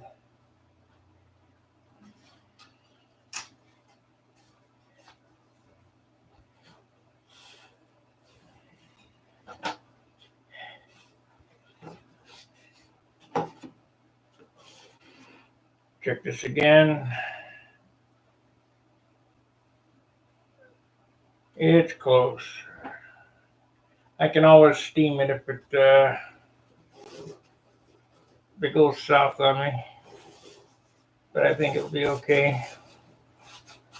See, what side did I do here? I think I did this side.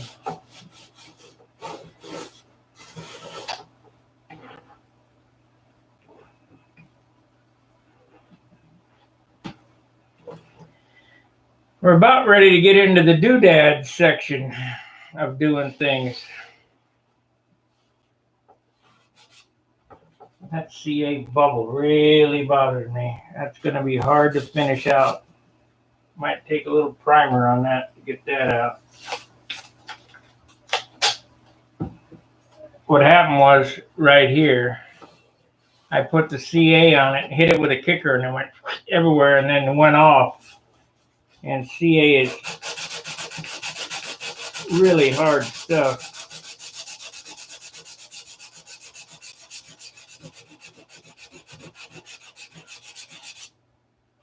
That's close. I guess it won't be as bad as I thought.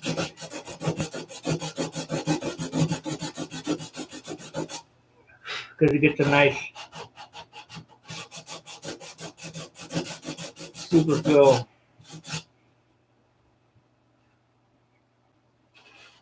See, I need some 1/2 inch to make these big fillets here. Let's work on that a little bit. Let's see, I got some 1/2 inch here. Is 1/2 inch enough?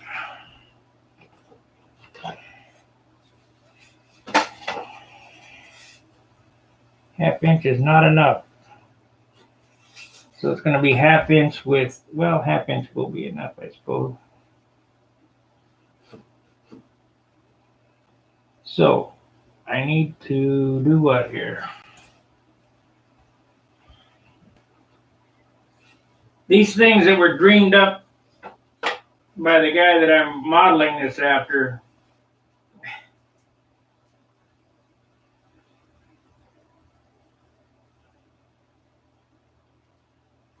or something else.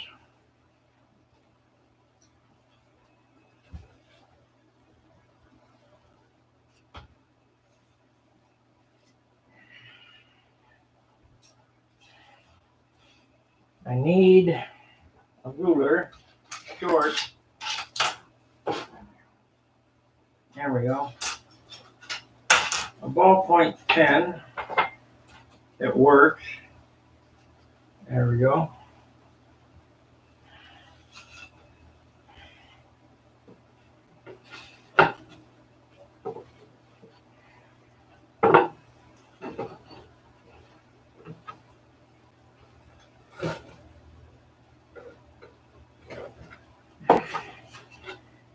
Okay.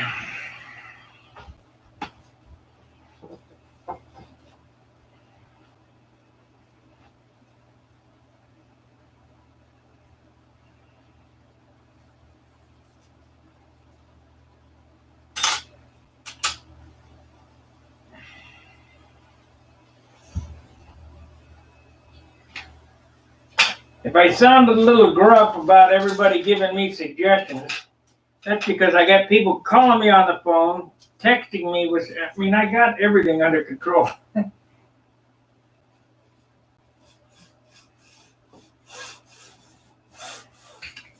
appreciate the thought.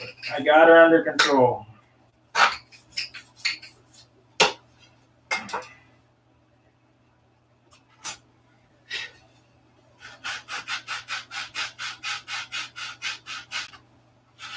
So I'm gonna need 2 pieces like this when I get it made up here.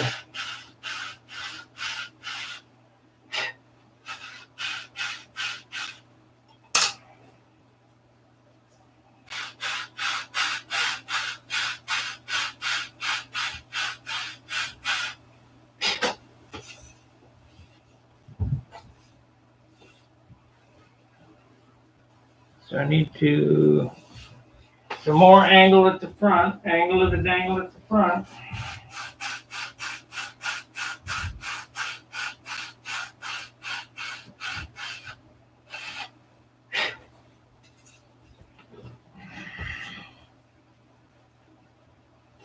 A little bit more.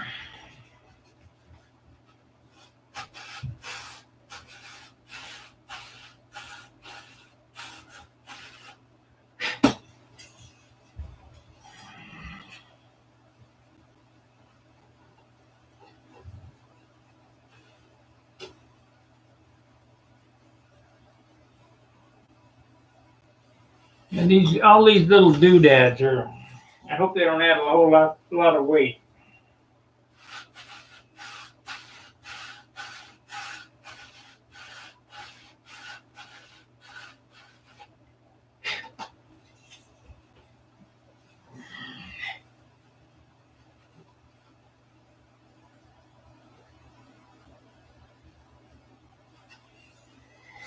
So, take the ruler,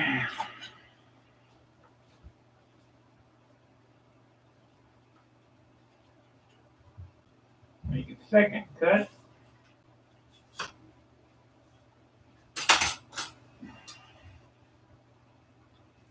Now this 1/2 inch that I got here, this was 3-pound wood, 3.5 or whatever, that I was going to use for flaps and changed up for some 3/8, but nothing ever goes to waste.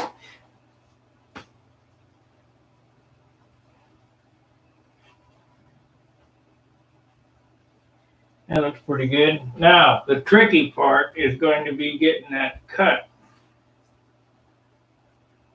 Let's see here. Because what happens is,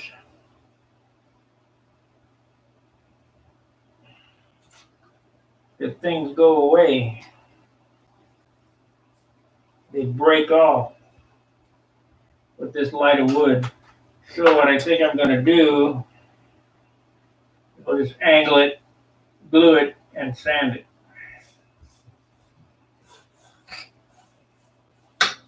I need a thicker saw. Saw with more blade. There we go.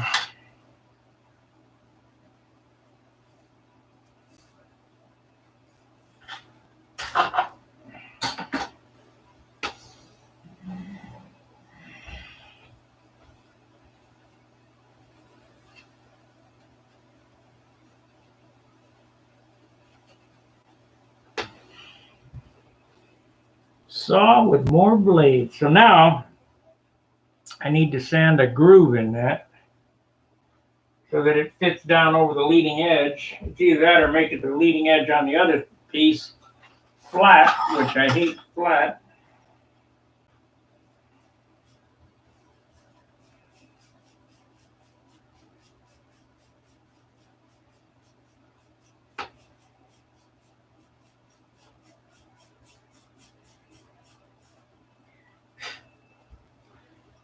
So I'm taking a round 1/2 inch piece of brass and sanding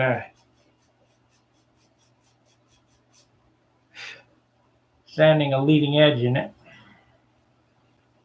And this will get fitted right here. Not quite enough. This will be lighter than superfill.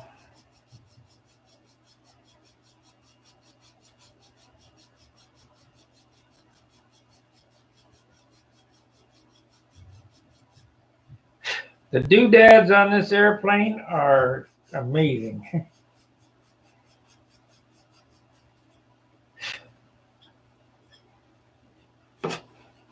That's close enough. So it's right on the datum line, so we know it's straight. I think I'm going to get another piece of paper, tubing and sand it in a little more.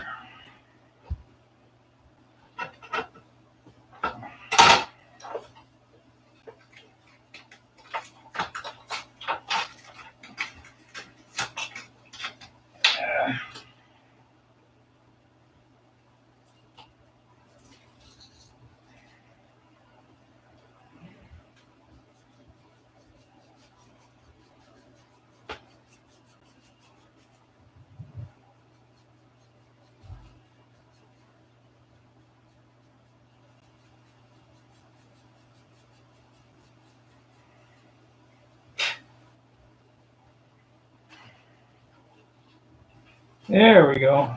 That's more like it. So it's straight. Yep. I need some of that snorkel material on there. Where the hell is it? Usually hanging right here. Of course, I was kind of out of it. I only had one little piece left. Yeah, there's them blades I was looking for. Ah, there's the snorkel material. With the blades right there. The snorkel right here. We are going to tape this on here so it doesn't puke off again.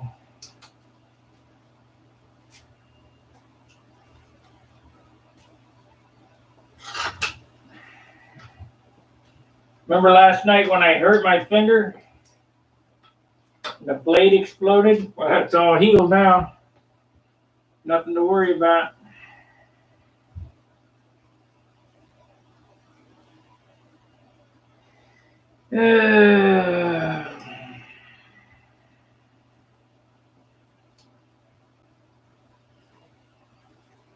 I'll tell you what I worry about is my table saw. Boy, that thing's spooky. That little saw that I got for the X-Acto for the Dremel. Thing ever got a hold of you to screw you up.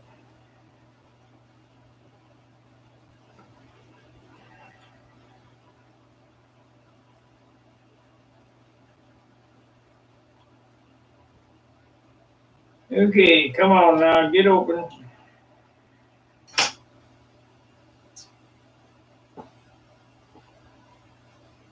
Of course I didn't leave it lay there. It's hidden now in the shop somewhere. There it is. Okay. In the shop. In the bathroom.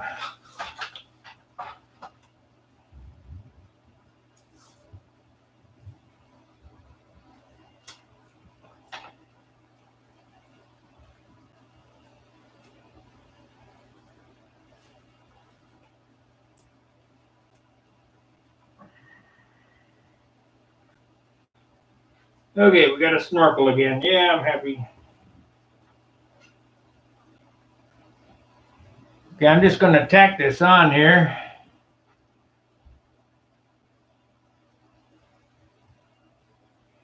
Oh, yeah.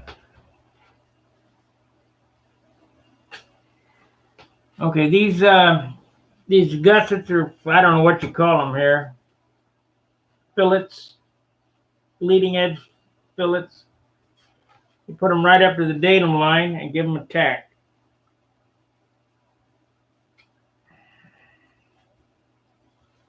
And you think, well, God, that's ugly. Well,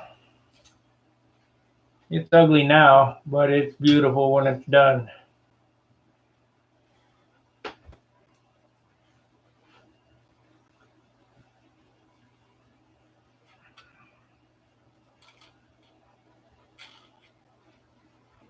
Okay, let's sand it in. Let me change this out. Of course, I won't be able to find a good one. Put this back where it belongs so I can find it again.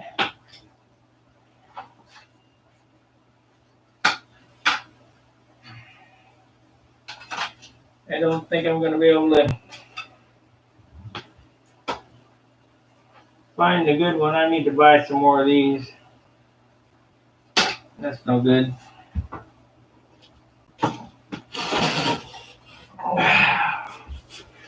Give me some room so I can move. Yeah.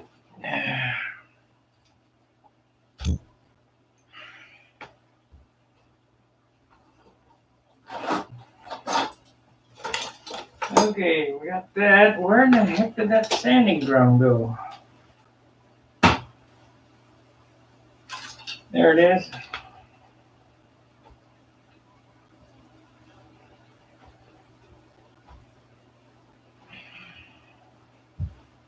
Yep, all healed up. I'm a mechanic, and as a mechanic, you're gonna skin yourself up.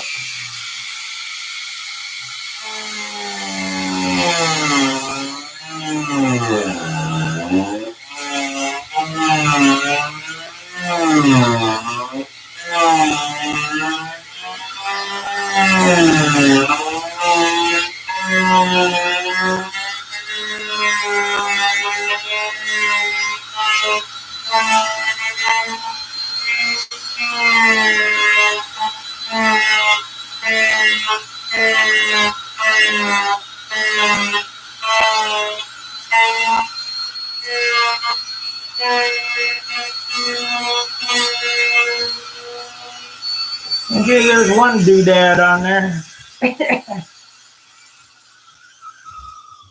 Of course, it'll not finish sanded, but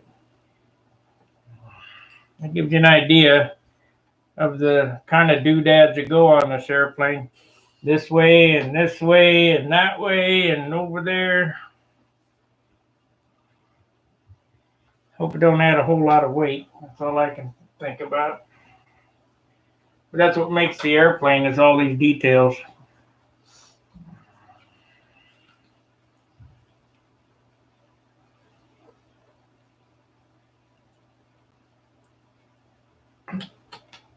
So I can use that 1/2 inch piece. That's enough 1/2 inch to do the fillets here, and then 3/8 for up there. Good, we're in there. Let me get another one made up here.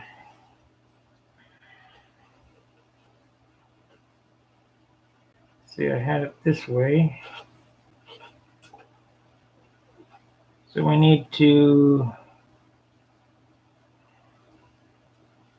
take 1/8 of an inch off there. Sand that flat. Yep, get the doodads going. 1/8 of an inch this way.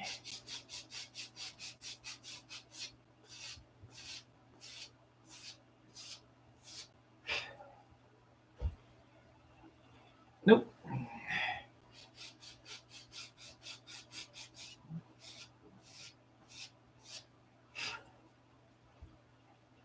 Almost.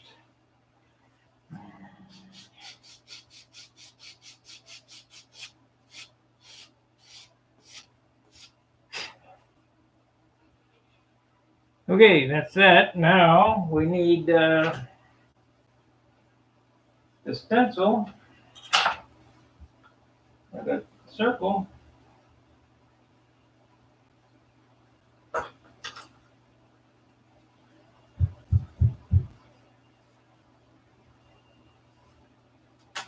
And we'll cut that off. Where the hell does solder do?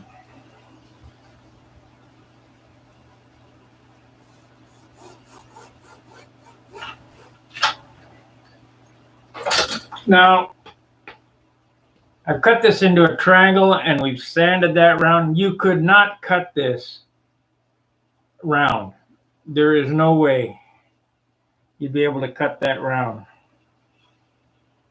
It would break.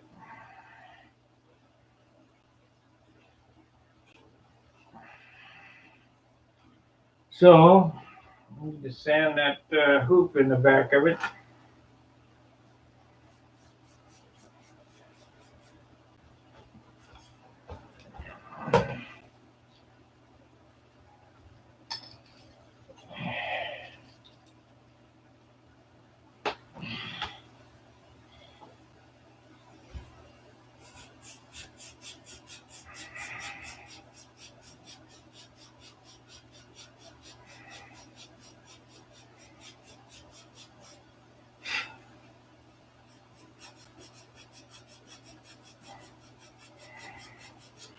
And when I'm doing these projects, I'm really thinking hard. The next step, how I can do things.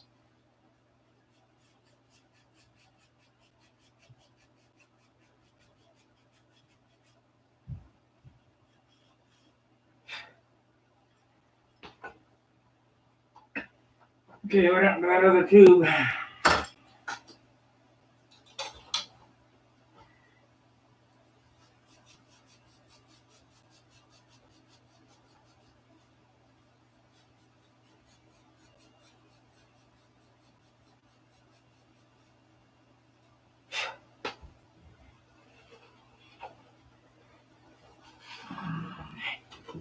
Okay, we need it right there, like so. Up a little bit. We don't want it up a little bit. We want it parallel. Oh well, we'll sand her to shape.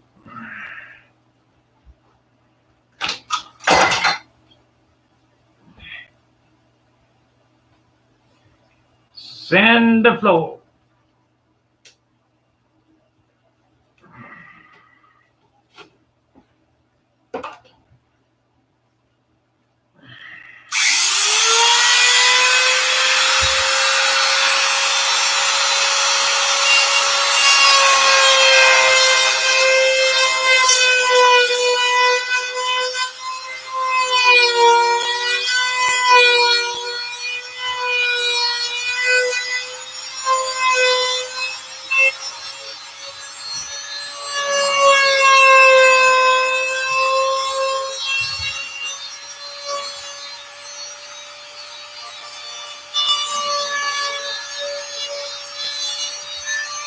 This airplane, I'm breaking my own cardinal rule. If it doesn't do something, it's not there. But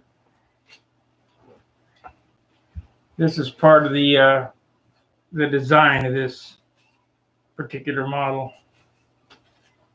They get some big ones in the leading edge, big ones.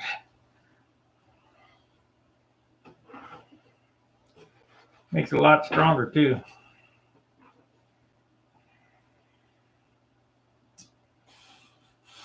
A lot stronger. Let's do this while we got it here.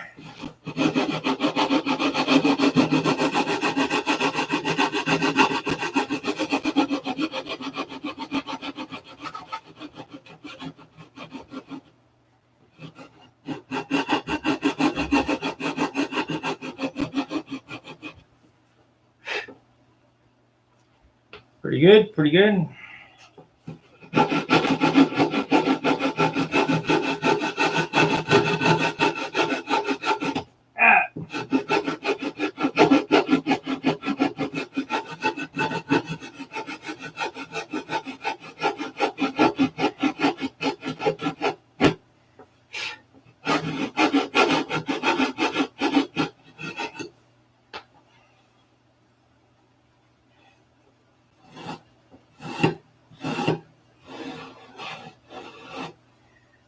So we want to pick the center.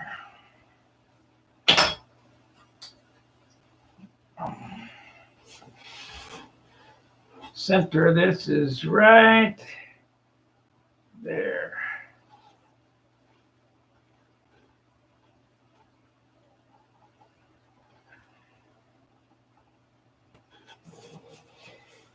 Center on this side.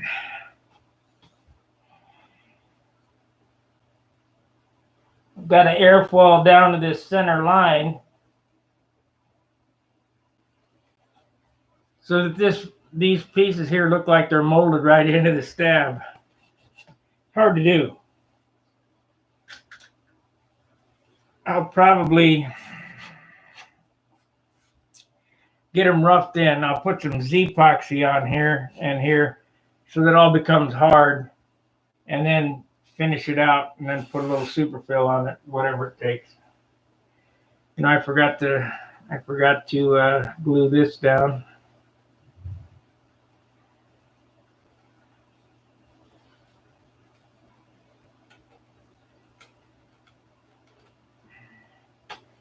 It's glued down now.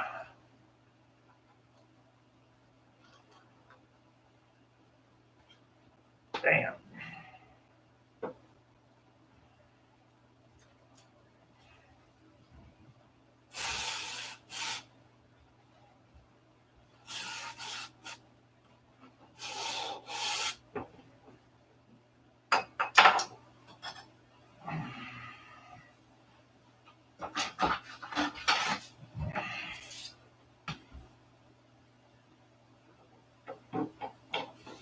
So let's figure out these filler pieces.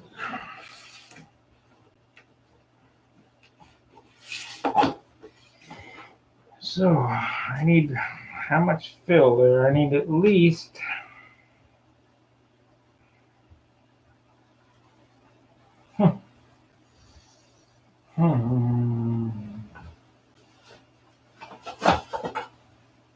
Yeah, we're going to be able to use this fill and filler.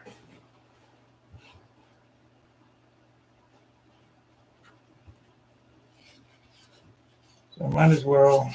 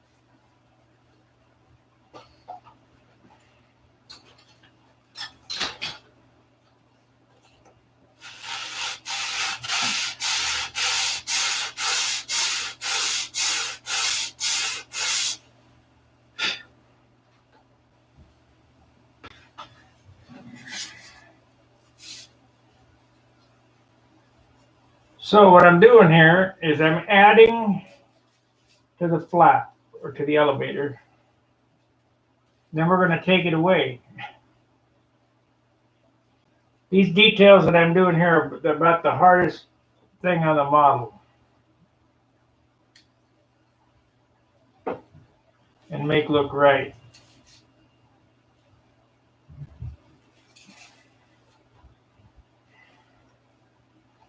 And it's a whole lot easier to add it and then take it away than it is to try to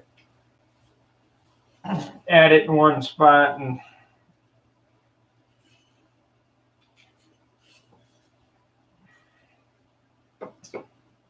okay, so here's what I did. I glued the elevator to this piece here. I'm going to saw it off what I need, sand it to approximately, then take away. No room to work here.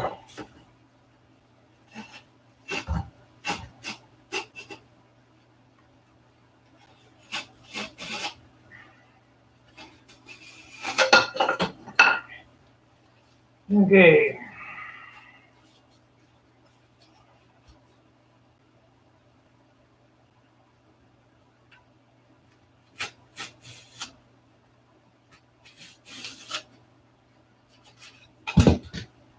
Okay. Might recover this. I don't care for that Dr. Paper adhesion property nonsense. So we need to take 3/8 of an inch off. 3/8 of an inch.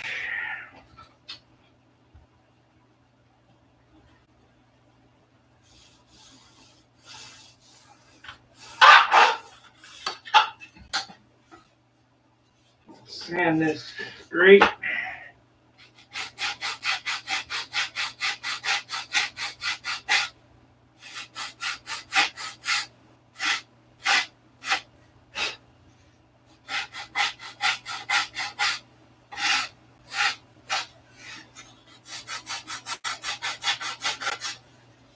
We're gonna need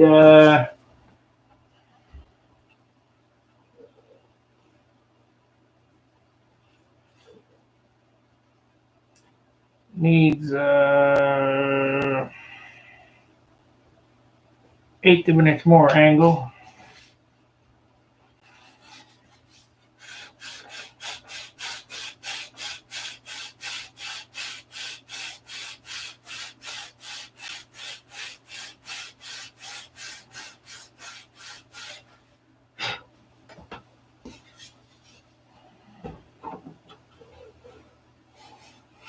And we're close. 1/16 of an inch more. I get one made, I could make the other one exactly the same.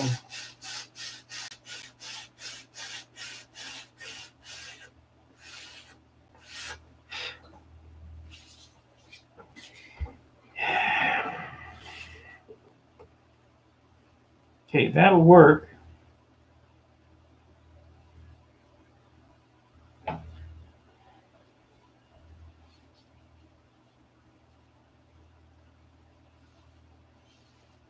Yeah, I did it today. I glued this in today, beginning of this video, first part of this video.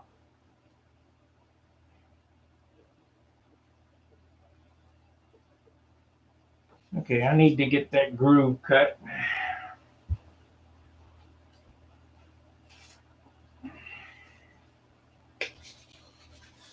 Oh, shit.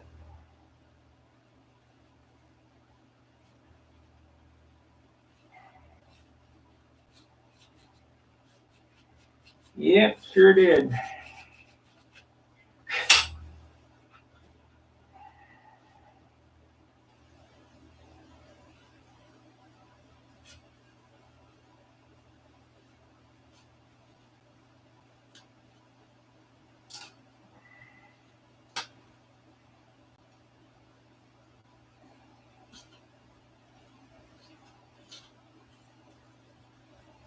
I guess my Canadian buddy or my Australian buddy went to bed. It must be midnight there or better.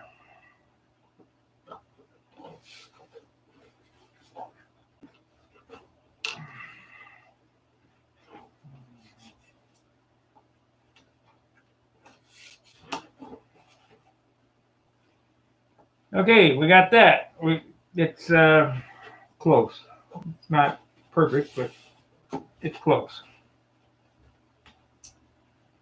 So now I need to figure out, I got to have a quarter in my pocket. I do.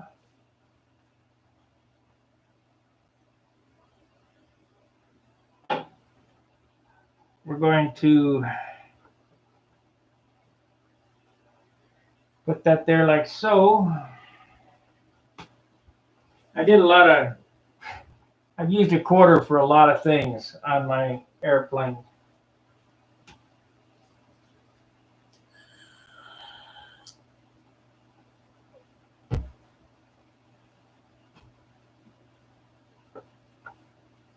I need, I think about right there. Now if I can find a pen that works again.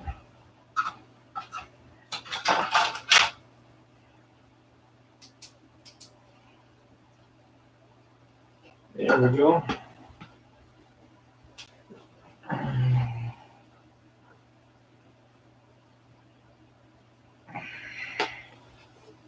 I want these to come all the way back to there.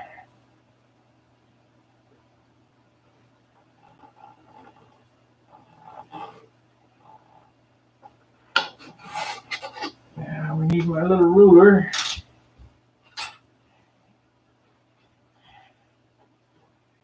Now, these are the hardest things to do on the model, is these details.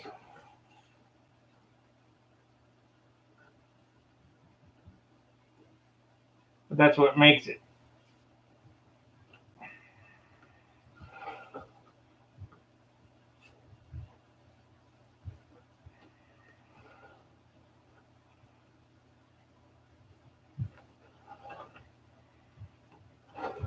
I think we need to redraw that. Redraw. Take this off.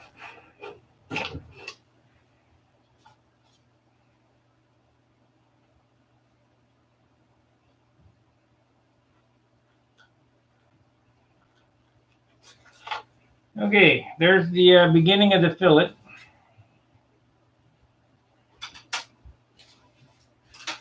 So we're going to saw this off.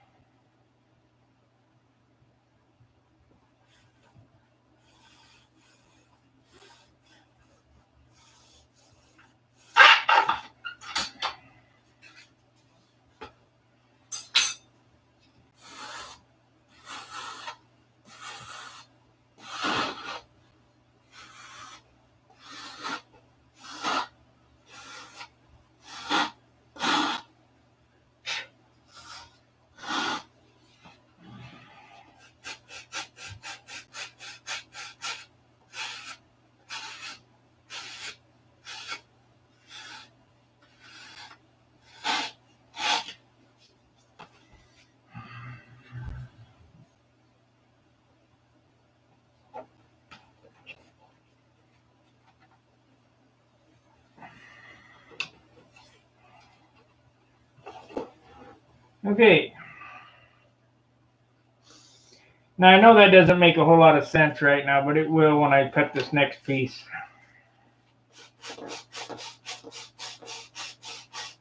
The flaps and fillets look like they should not work, but they do. And that's what makes this thing so neat.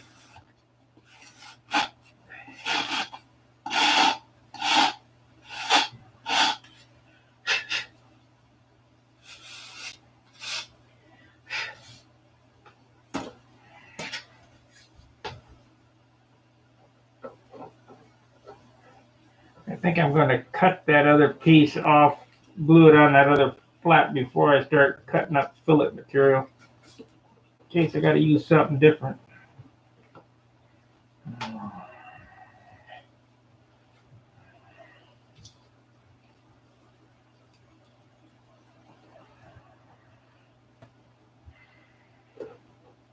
Let's see here. We need to make it go back more.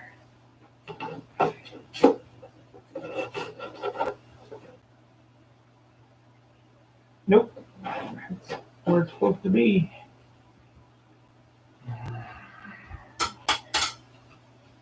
What am I going to do for half if I don't have another piece of half? Good piece of half. I guess I'll just have to wing it. So let's glue a piece on here. Oh, there'll be enough here. There'll be enough here.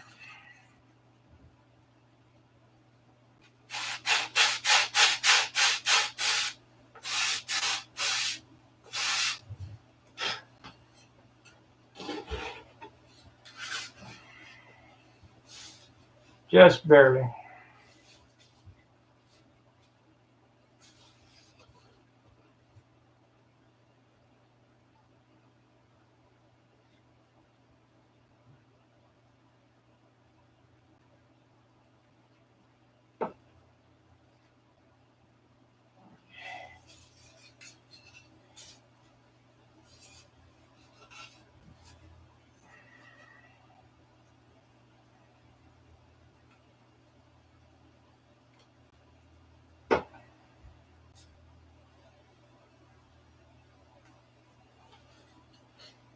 Come on.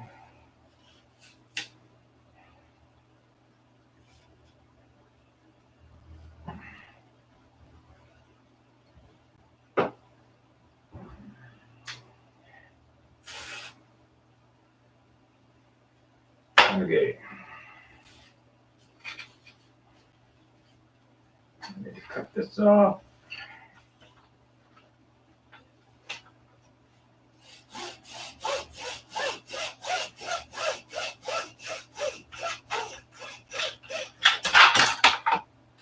Okay, now we got enough for this, I think. Should.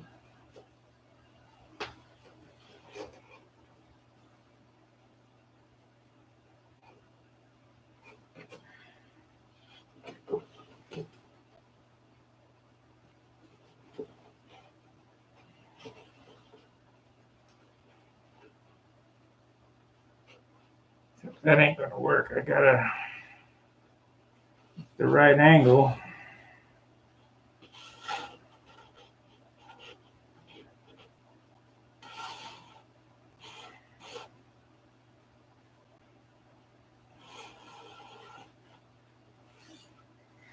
So I need to angle this a little more.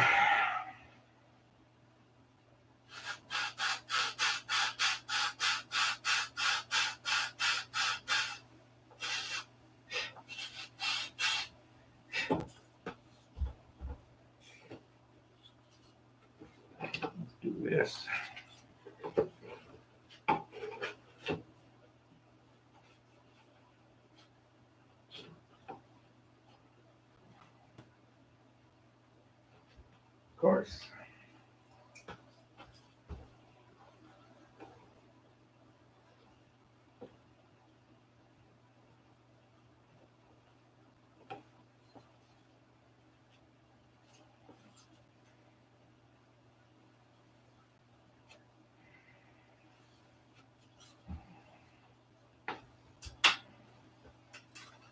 Of course.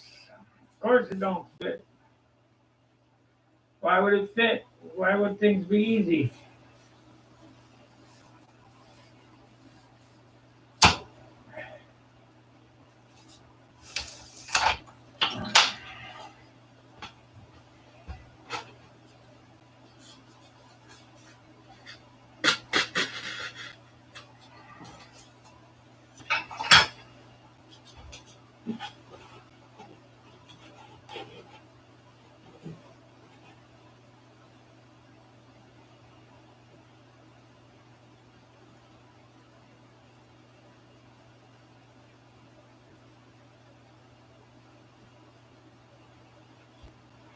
Why would it be easy? We couldn't have that.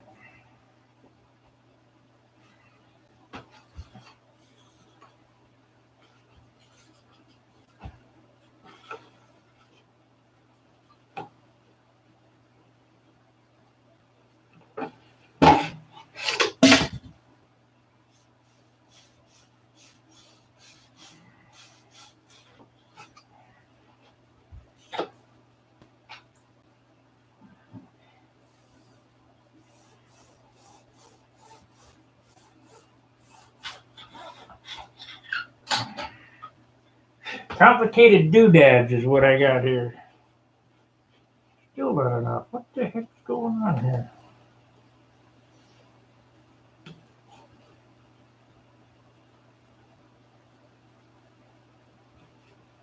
Another 16th off.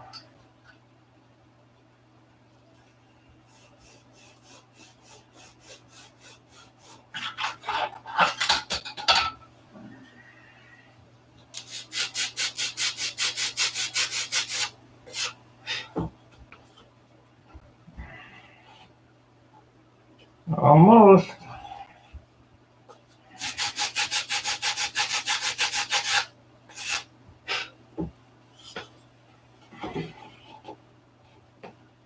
A little more.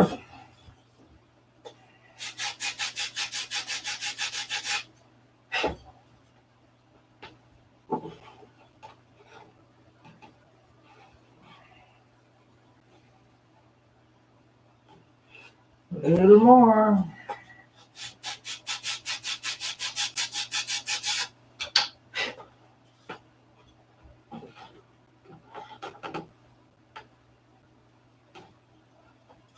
Now, Gotta go this way.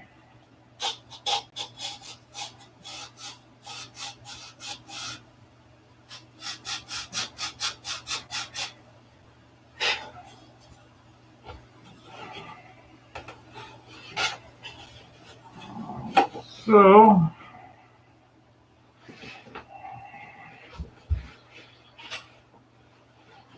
hand fitting.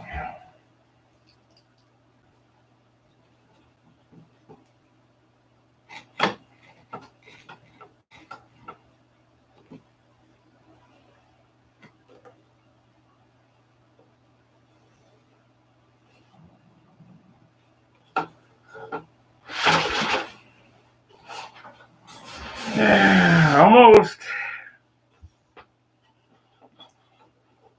Almost a disaster.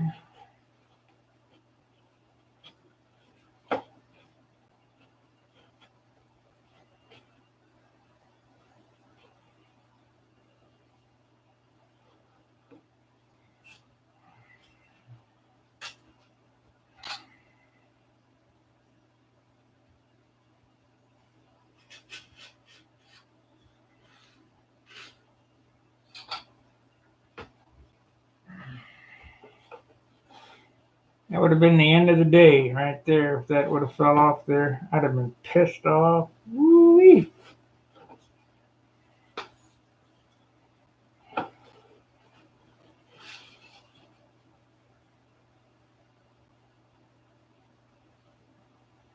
Okay, let's cut it down to size now.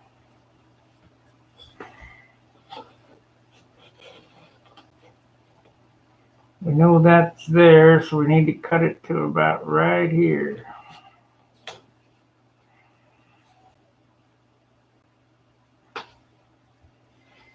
So,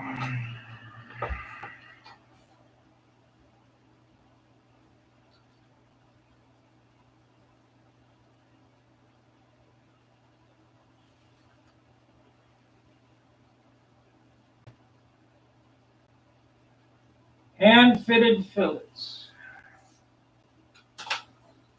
That would be good enough.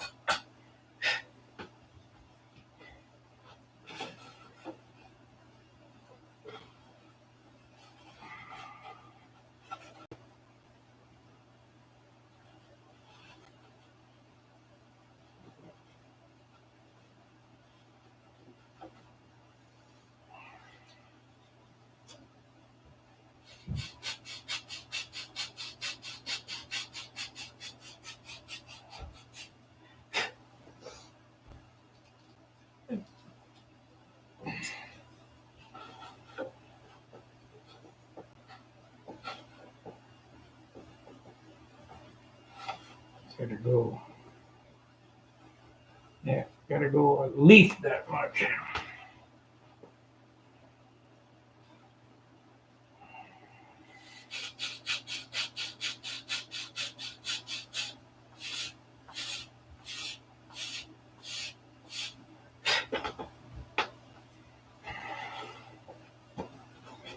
There we go. We're getting closer now. A little more. Eighth more.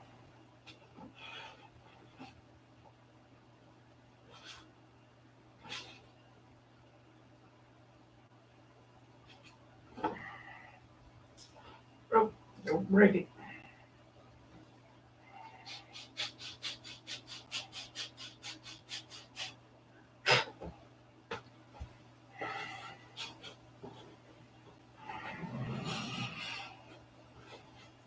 Okay, let's put a pen in it and get it marked out.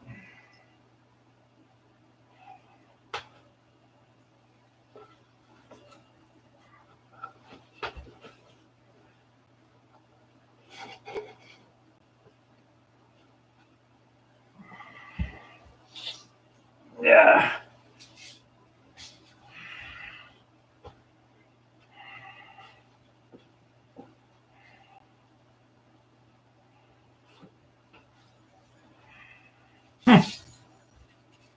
I gotta have it right, like so.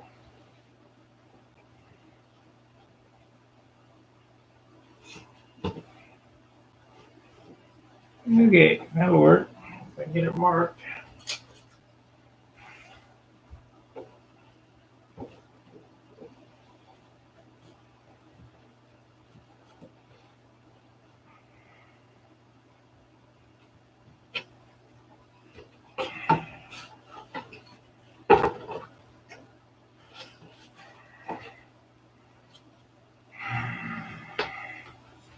Doodad City.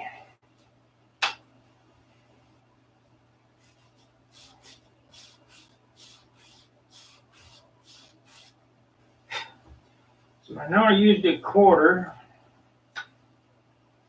To get this made, I can make the other one using this as a pattern.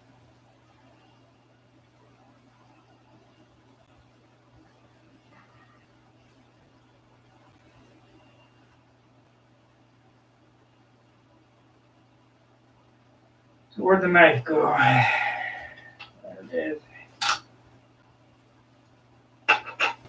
Might take a couple of tries to make these. It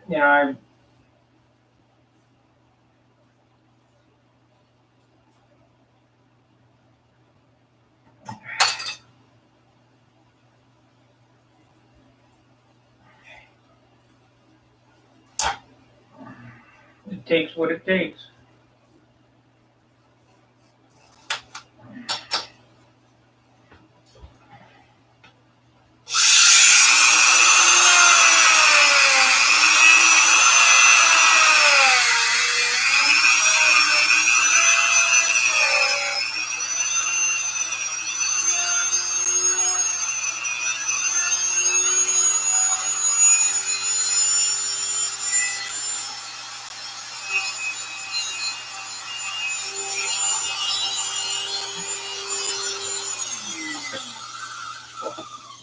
As you guys can tell, I do a lot of sanding to shape instead of cutting because sanding allows you more control and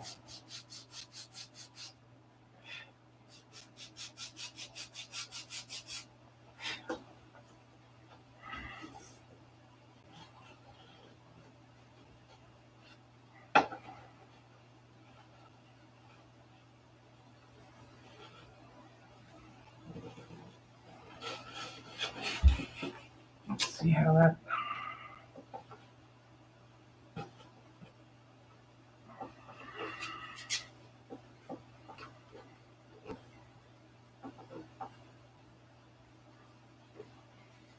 I need to pin it.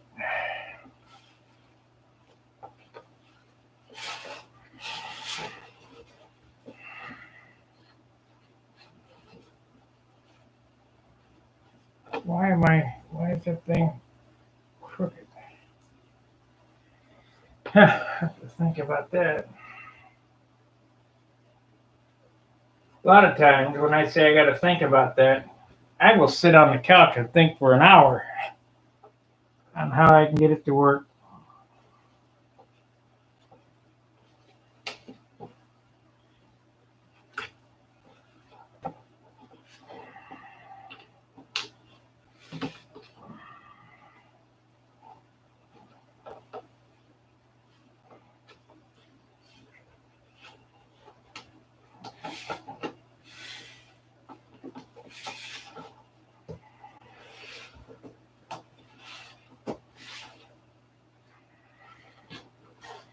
Now remember, these doodads ain't supposed to work, except, you know what, looks like I cut it too small.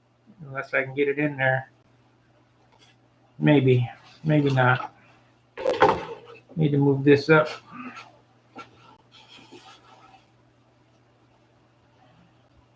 Need to move that turn up. Let's do it by hand instead of.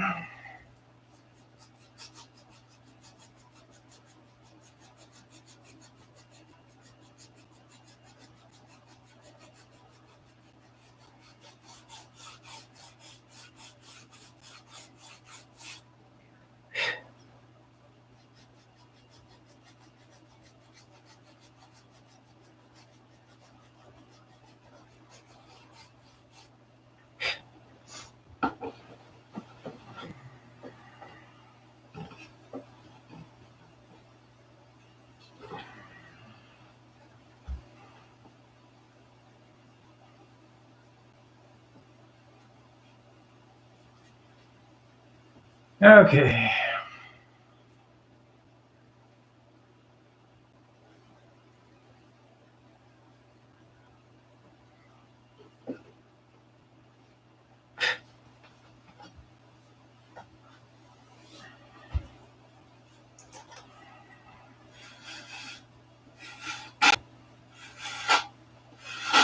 This is way more trouble than it's worth, but it's the desire that I have to emulate this style of airplane.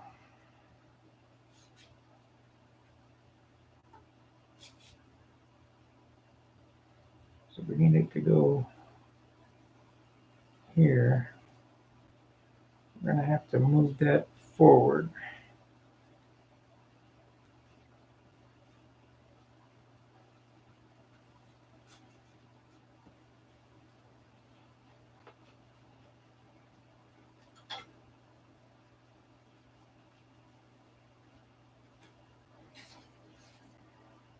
Wow. Wow, wow, wow, wow. Yeah, this might take a couple of times to make this, to get it right. I bet I got 8 hours just in the winglet things, making them look right.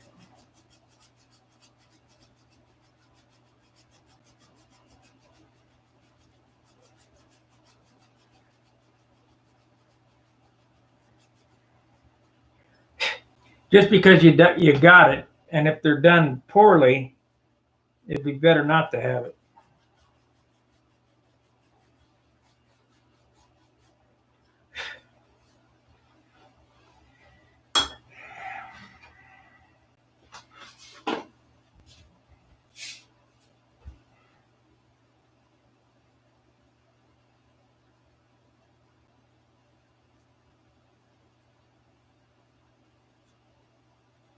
Looks to me like I'm going to have to cut a groove in that, which is no big deal.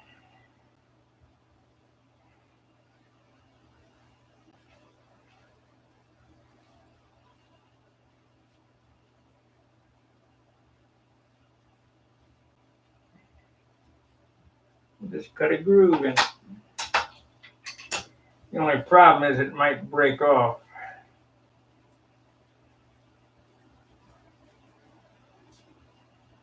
Maybe not.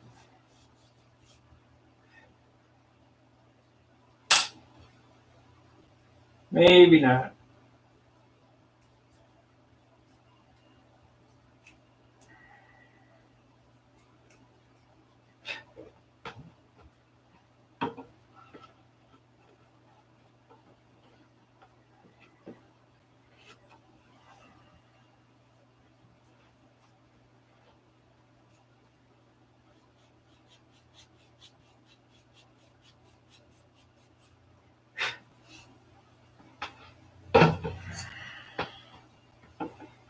If I got the fancy doodads on the winglets, I gotta have them here.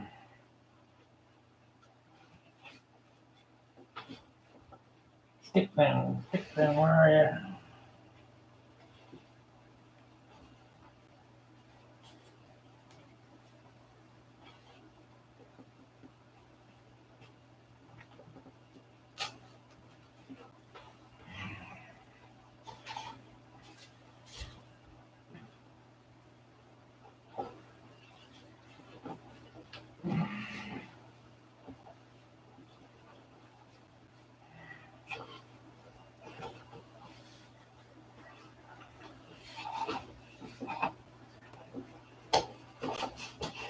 Come on, get in there.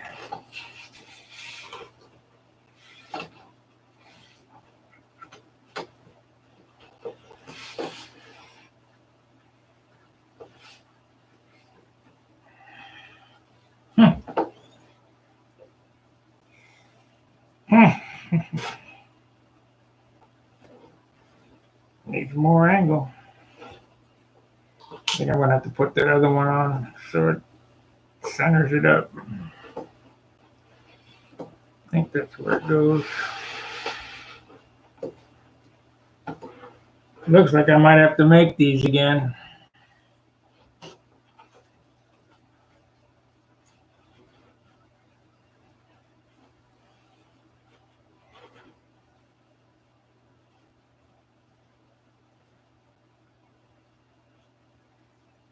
More angle or more angle on that one. So we'll try, like I say, I might have to make these again.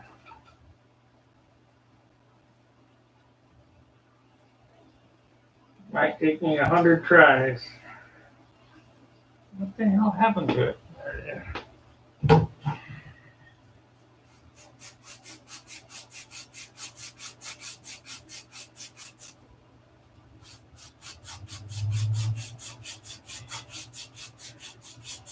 Whatever it takes is what it takes, and it'll be cool when it's done.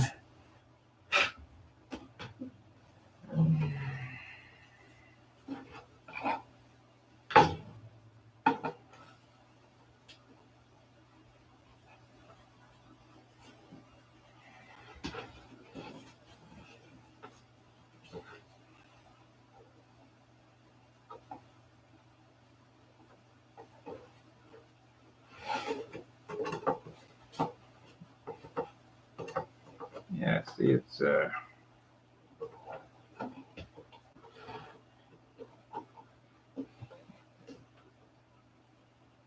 have to add to it. Add to the back and sand it back off. Damn.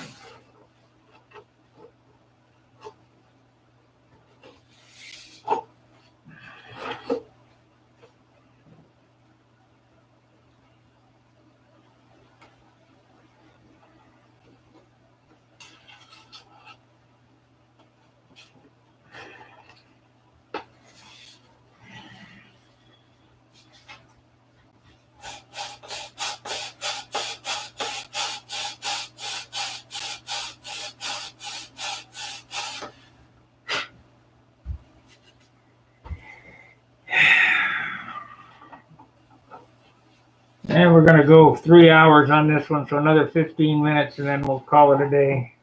Or not a day, but we'll call it a video.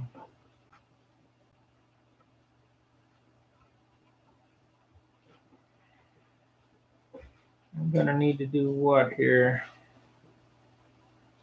I need to move that up.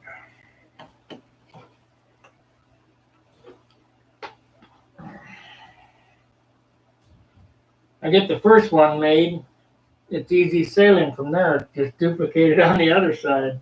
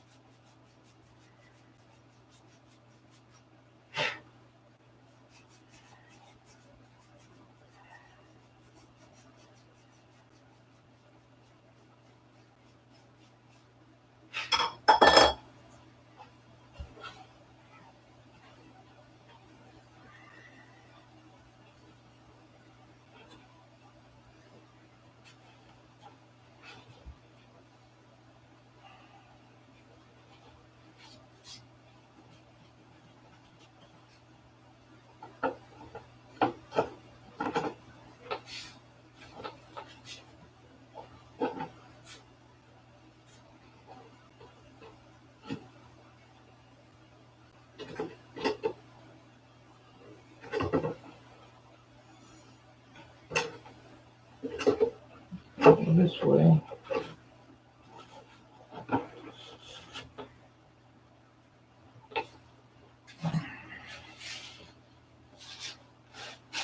You guys got any ideas how to do this easier?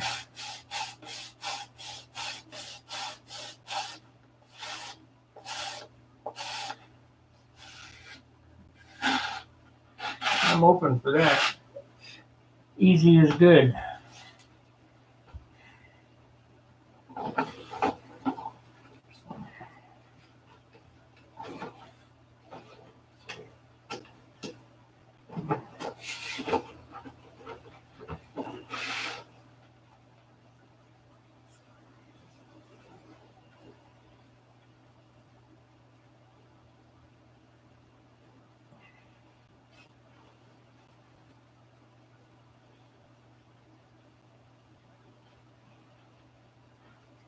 And it's almost like it needs to go this way. Damn, I broke it. Okay. So we'll get this piece on and then worry about the back piece. Maybe that's the easier way to do it.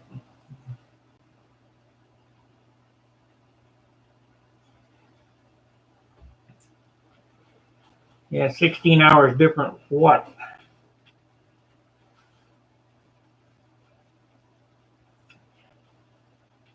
He's probably sleeping. That's why it won't fit. God, it's way the wrong angle.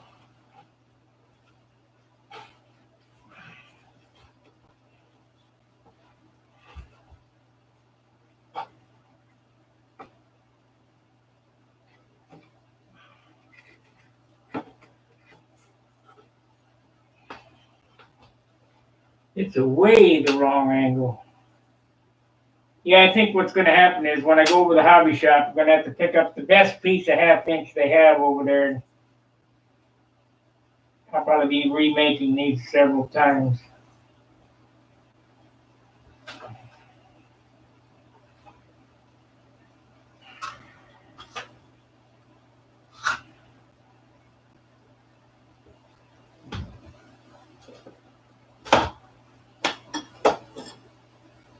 Come on.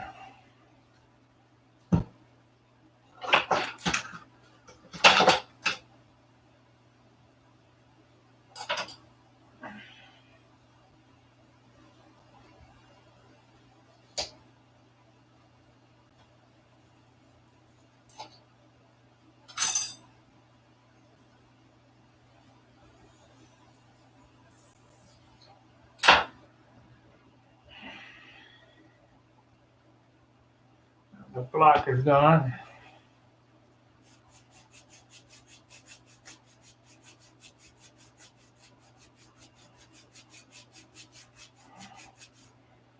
I'm just trying to fit too many angles.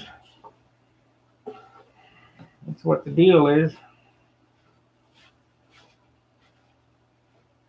Like I say, if I get one made, I can make the duplicate easy.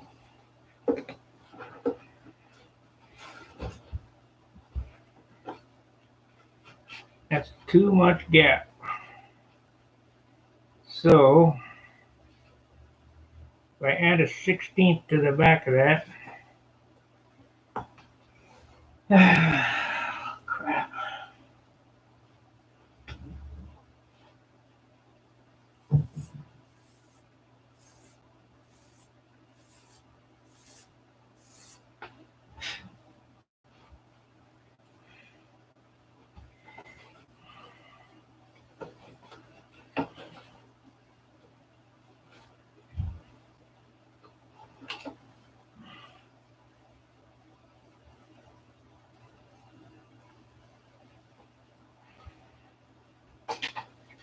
Yep, this is hard to do.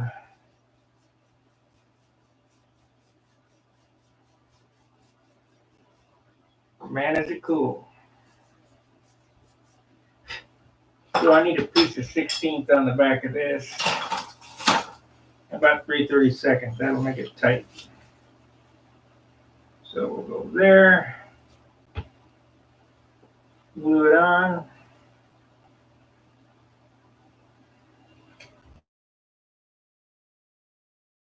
I can't find the knife.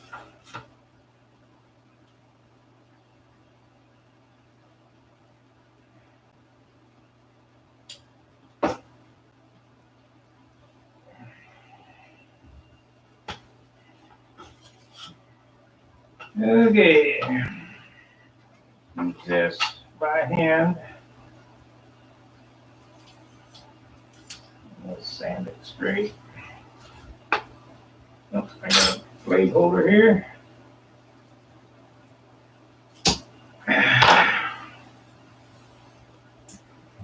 Okay, try again.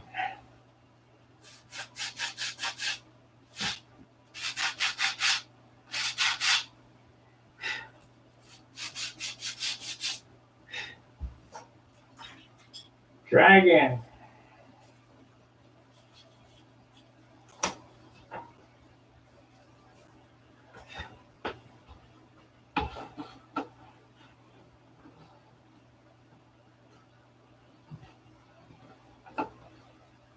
cut that off. We'll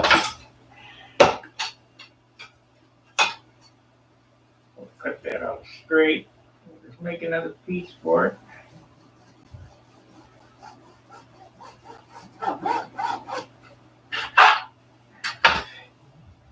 Sand it to shape.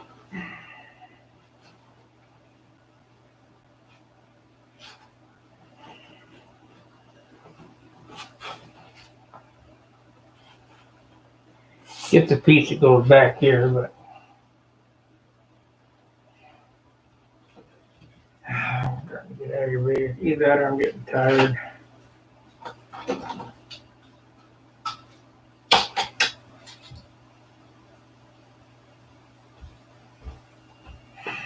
$11 minutes left on this session. I'd like to get this close.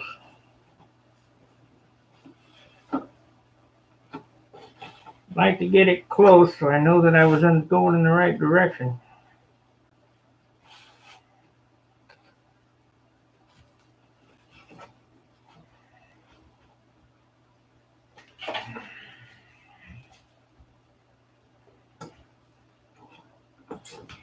You piece of crap.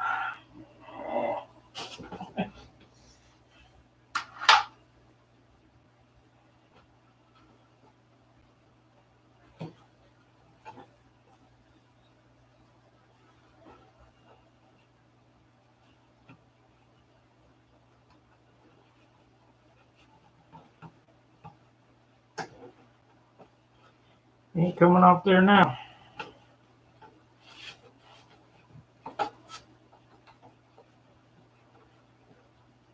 Not square, I can see that. But we should be closer.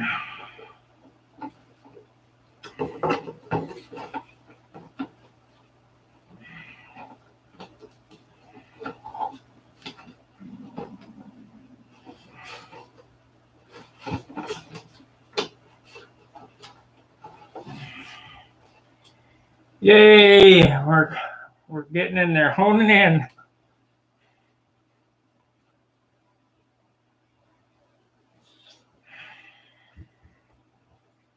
So let's make sure the other side is not pulled over too far. Except I can't because it's got this big cloddy thing on there. You have to take it on faith. So we'll sand that there.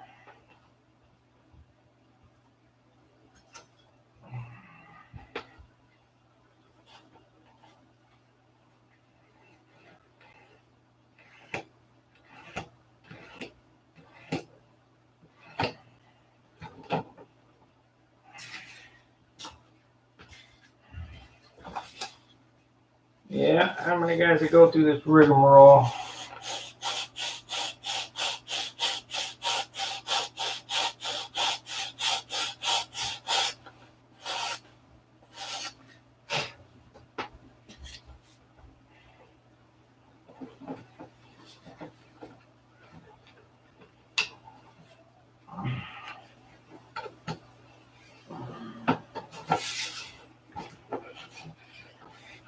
There we go, we're there.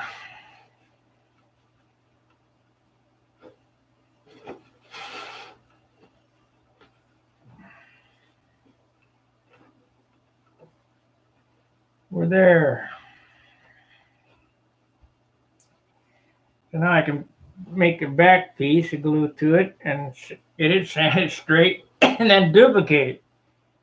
Wow, what a pain in the rear.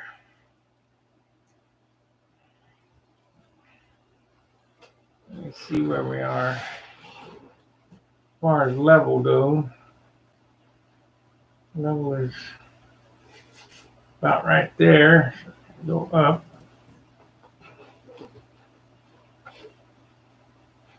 That's down.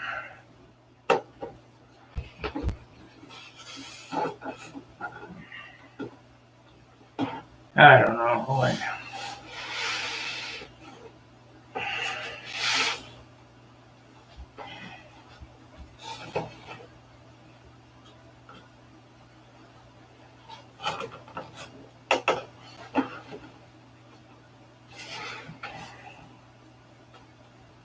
Zero, zero.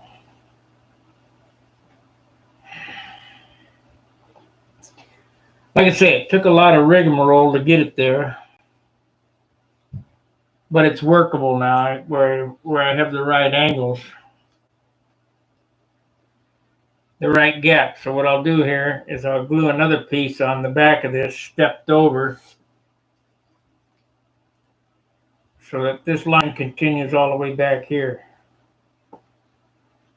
Goes way back. Once I get them on, then they'll sand to shape. Well, and we'll be ready for the business. All right, it's 2 hours 55 minutes. I've had I don't know, 100 or so watchers, 18 thumbs up. If you haven't hit that like button, please hit the like button. If you haven't hit the subscribe button, if it's helped you out, hit the subscribe button.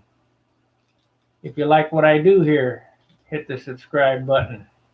What do we got going on here?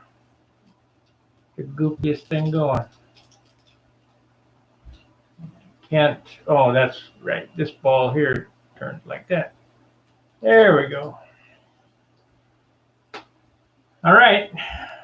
Like, subscribe, share. Please consider becoming a member.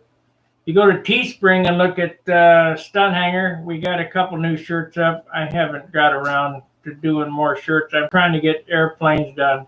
I'm trying to work, and I kind of took off today to catch up on some of this little odds and ends stuff, because come this weekend I want to start finishing. And the only way I can do that is to put the time in. So about an hour, I'm going to head over to Radical RC, pick up some junk stuff, and I'll be back later on this evening, or later on today. When it comes about 7 o'clock, I'll be off because Charles goes on at whenever.